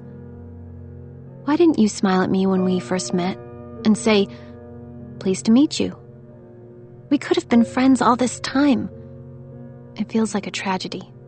I've lost so much, and we have no time left. We could never have been friends. I try to pull my foot back, but he holds on to it. So that's a sore point. He squeezes the arch. I've always wanted to be friends with you. But you didn't smile back. You've been one-up ever since. I couldn't. If I'd let myself smile back and be friends with you, I probably would have fallen in love with you. It's all the past tense of that statement that kills the leap of joy inside. Because he didn't. And he isn't. I try to brush over it. You said that to me after the elevator kiss. We'd never be friends. I was angry at the time. I was delivering you to Danny and you were looking hotter than hell. Poor Danny. He's so nice. You'll have to apologize for how you hung up on him. He's been nothing but nice to me, and all I've done is give him 2 shitty dates and made him lose a Saturday. He got to kiss you. When he says that, Josh looks like he wants to destroy planets. And he's not doing the freelance work completely out of the goodness of his heart. Under different circumstances, he'd be a great boyfriend. Josh is making black, scary serial killer eyes at me. Different circumstances? Well, I'm assuming you're going to chain me in your basement and keep me as your sex slave. This conversation is like a tightrope. One misstep and he'll know. He'll know I'm in love, and then I'll wobble and fall. No safety net. I don't have a basement. Too bad for me. I'll buy us a house with a basement.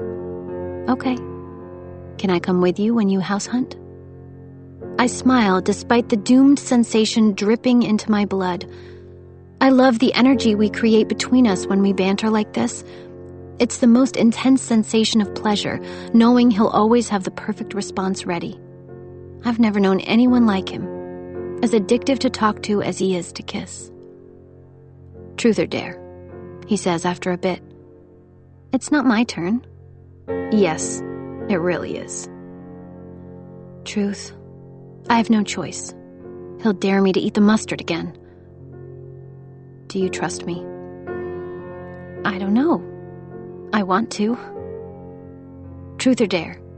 He blinks. Truth. It's all truth from this point forward. Have you ever lived here with a girlfriend? No. I've never lived with anyone. Why do you ask? Your bedroom is girly. Josh smiles to himself. You're such a moron sometimes. Thanks. Hey, should I go home? I don't have anything to wear tomorrow. Would you believe I own my own washer and dryer? How newfangled. I go into his bedroom and kneel on the floor to unzip my bag. I hope Elaine doesn't notice I'm in the same outfit. I'd say the only person at B&G who notices that much about you will be the same one who laundered those walk of shame clothes. I sit up on my heels and look at his bedroom. He's put the Smurf I gave him beside his bed. There's also white roses, petals unfurled and loose. He didn't have a vase, so he used a jar. I close my eyes. I can't move for a bit. I love him so much, it's like a thread piercing me, punching holes, dragging through, stitching love into me. I'll never be able to untangle myself from this feeling. The color of love is surely this robin's egg blue. When his feet appear in the doorway, I take my dirty clothes and hug them to my chest. No looking at my underwear. That would be rude, he agrees. I will close my eyes. I sit on his bed. I smooth my hands over the covers, twiddling the silky thread count. I push one fist into his pillow. He dreams. He lives. And he will do it all without me. He finds me sitting there with my head in my hands. Shortcake, he says, and I know he is genuinely regretful. It's the strangest sensation. I need to confide in him. He's the one person I should not trust, but I'm nearly bursting with the secret that I love him and it is hurting me. Talk to me. I want to know why you're upset. Let me work this out. I'm scared of you. I'm scared of him finding out my biggest, newest secret. He doesn't look offended. I'm scared of you too. When our mouths touch, it's like it's for the first time. Now that I have this pale blue love running through me, the intensity is too much. I try to pull back, but he smoothly lays me back. Be brave, he tells me. Come on, Luce. My mouth is filled with my heart and his breath when we kiss again. I can feel myself trembling as he tastes my fear. Ah, he says, I think I'm beginning to see what the issue is. No, you don't. I twist my face away. The sun is setting outside on this confusing day, and the light filters through his filmy drapes, pearlescent and pretty. The entire moment is frozen, date-stamped and slotted into my memory vault. He kisses me like he knows me, like he understands me. I raise my hand to push him away, and he links his fingers into mine. I bite him, and he smiles against my lips. I slide my knee up to get enough leverage to slide away, and he hooks a hand under my leg. You're beautiful when you're scared, he tells me. I can't speak as he trails his mouth to my ear. He sighs. My world narrows down a little more.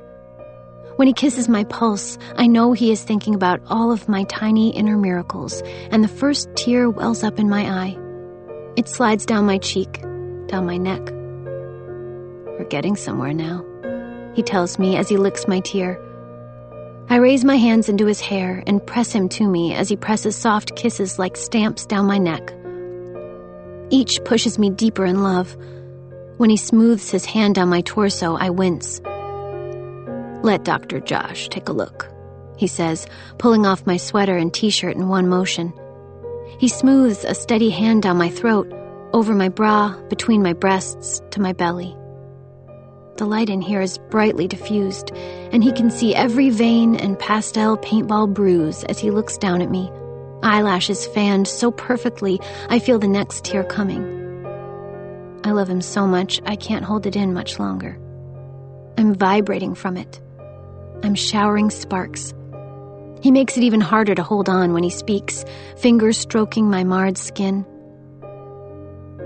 I'm sorry you've been bruised so often because of me. I should have protected you from myself. I've been set to a default for a long time. Sort of like I attack before I can be attacked. You've been on the receiving end. Days, weeks, months. And you've handled it like no one else ever could have. I try to speak, but he shakes his head and continues. Every day, every minute, I've only ever been sitting there looking at you. What I've done to you has been the worst mistake of my life. It's okay, I manage to say. It's okay. It's not. I don't know how you've coped with me, and I'm sorry. He drops his mouth to the bruise on my ribs. I forgive you. You forget I've been a complete bitch to you, but you never would have been if I'd just smiled back. I wish you had. My voice breaks traitorously. I may as well have said, I wish you loved me. I hold my breath. With his crazy intelligent brain, I know he's joining the dots seconds behind me. I struggle up the bed, but he crawls easily over me and lays my head on his pillow. It made no difference. I loved you the moment I saw you.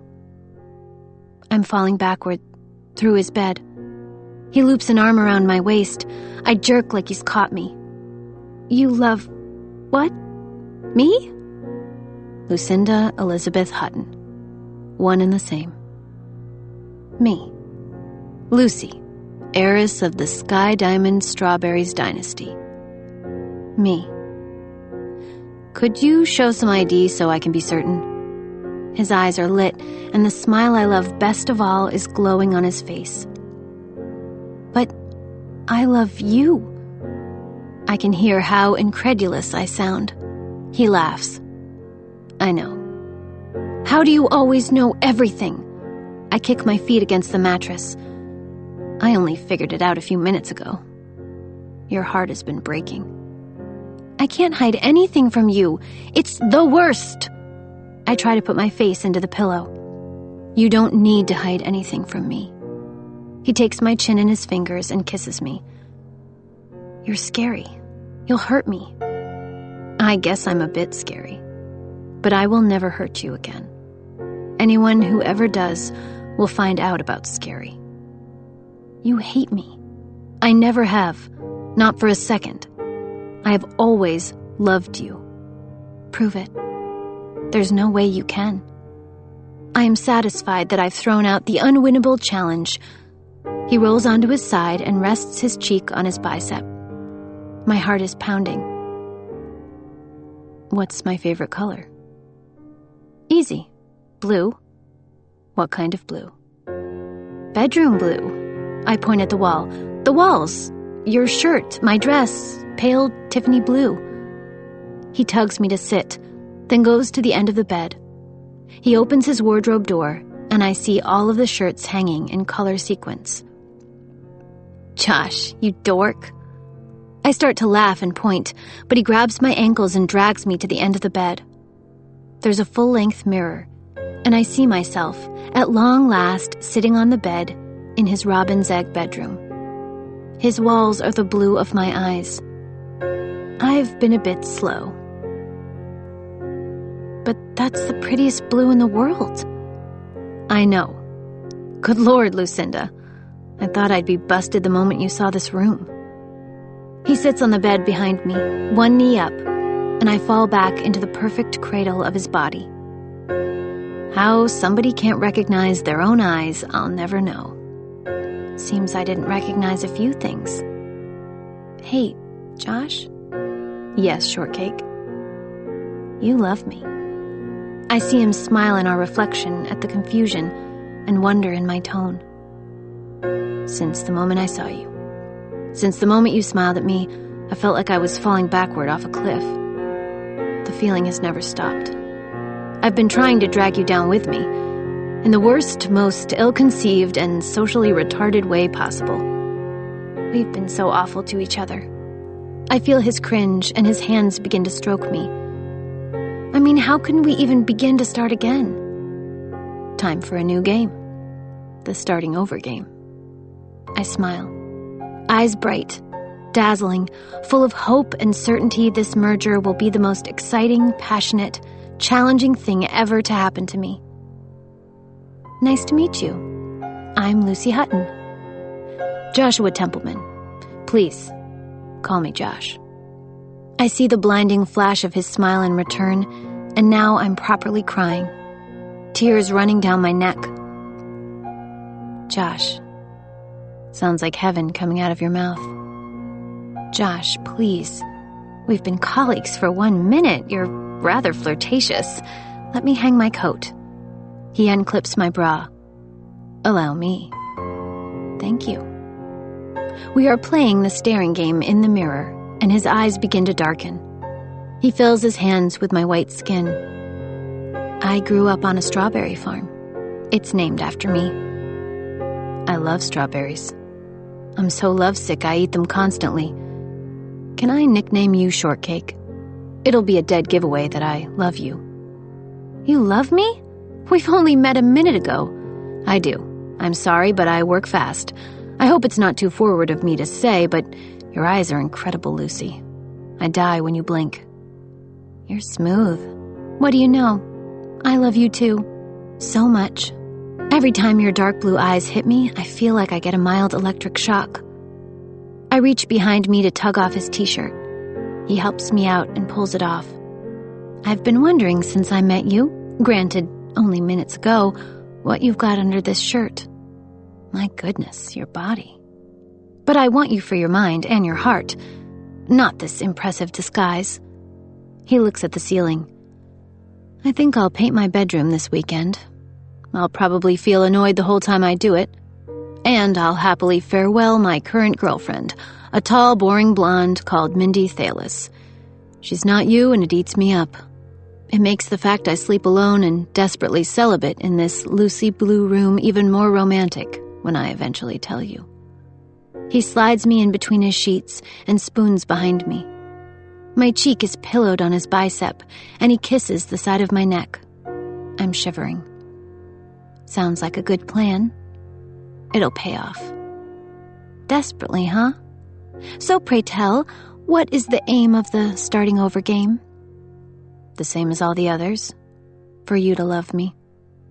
Mine was to make you smile. How lame.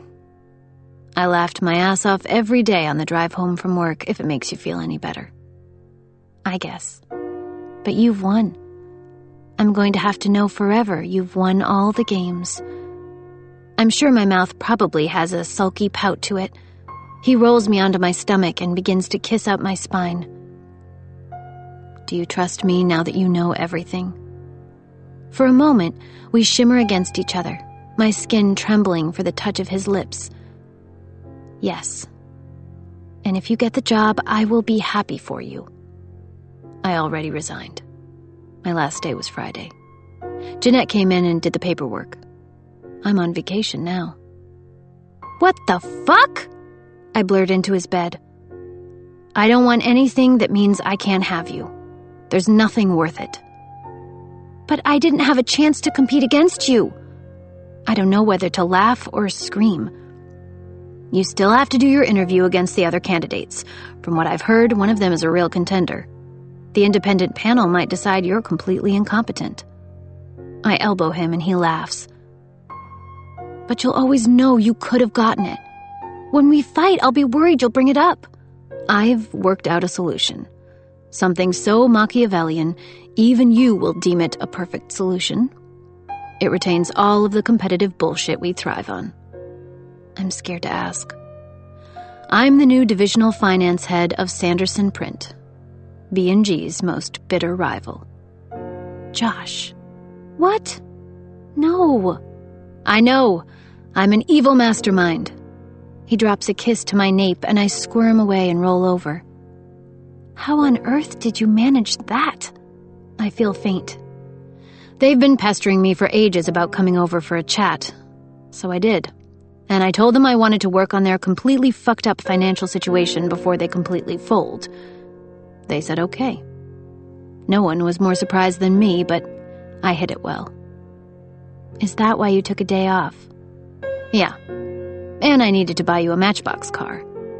They took forever to give me my formal offer. That's why I never needed help to beat you. I didn't want to beat you. I smoothed my hand over his shoulder, the glorious curve of his arm. So that's that. I had to make a few conflict of interest statements. Such as... I watch his eyes crinkle in memory. I disclosed that I'll be in love with the soon-to-be chief operating officer of B&G. I can just imagine him telling them, cool and calm. You didn't. Were they okay with that? My new boss seemed to think it was kind of sweet. Everyone's a romantic. I had to sign some non-disclosure stuff. If I tell you anything, I will be sued. Luckily, I have a good poker face when it comes to you. Oh man, how angry was Mr. Bexley? He's not a romantic. Furious. He was on the verge of calling security. Thankfully, Elaine came in and diffused things. Once I told them my reasons for leaving, they were pretty understanding. Elaine said she's always known it. Reasons. I had 1 weekend left to make you love me. I gape in horror. You didn't tell them that? Yes. You should have seen Jeanette's face. Pretty big gamble, Josh. Hell in a handbasket. It paid off, thankfully. He's pressing his mouth to my skin and sighing, breathing, like I'm a dream he never wants to wake from.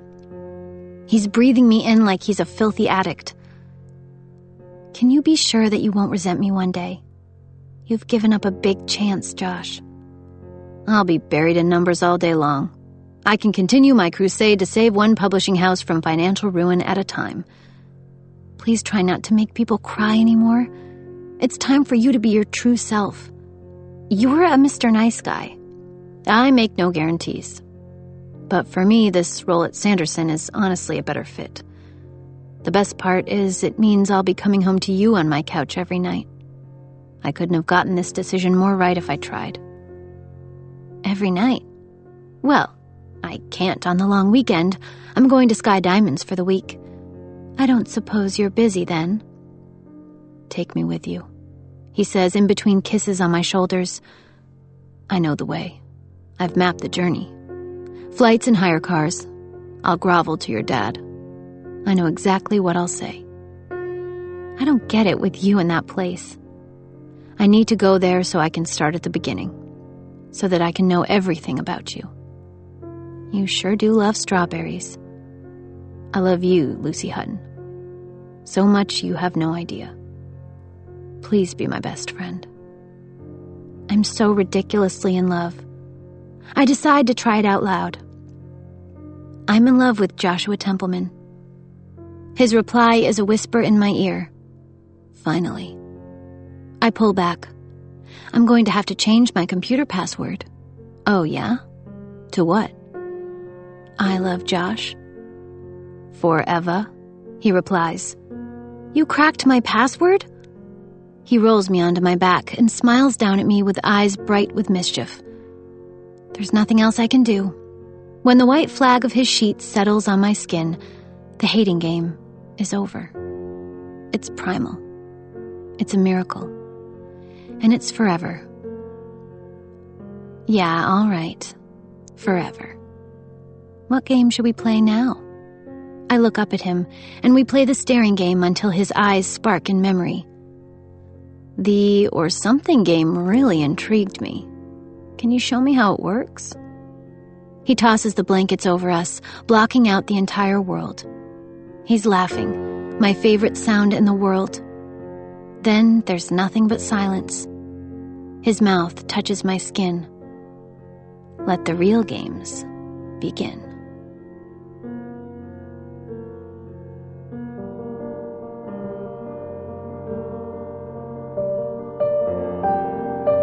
This is Katie Shore. We hope you have enjoyed this unabridged production of The Hating Game by Sally Thorne. This program was produced by John Marshall Media.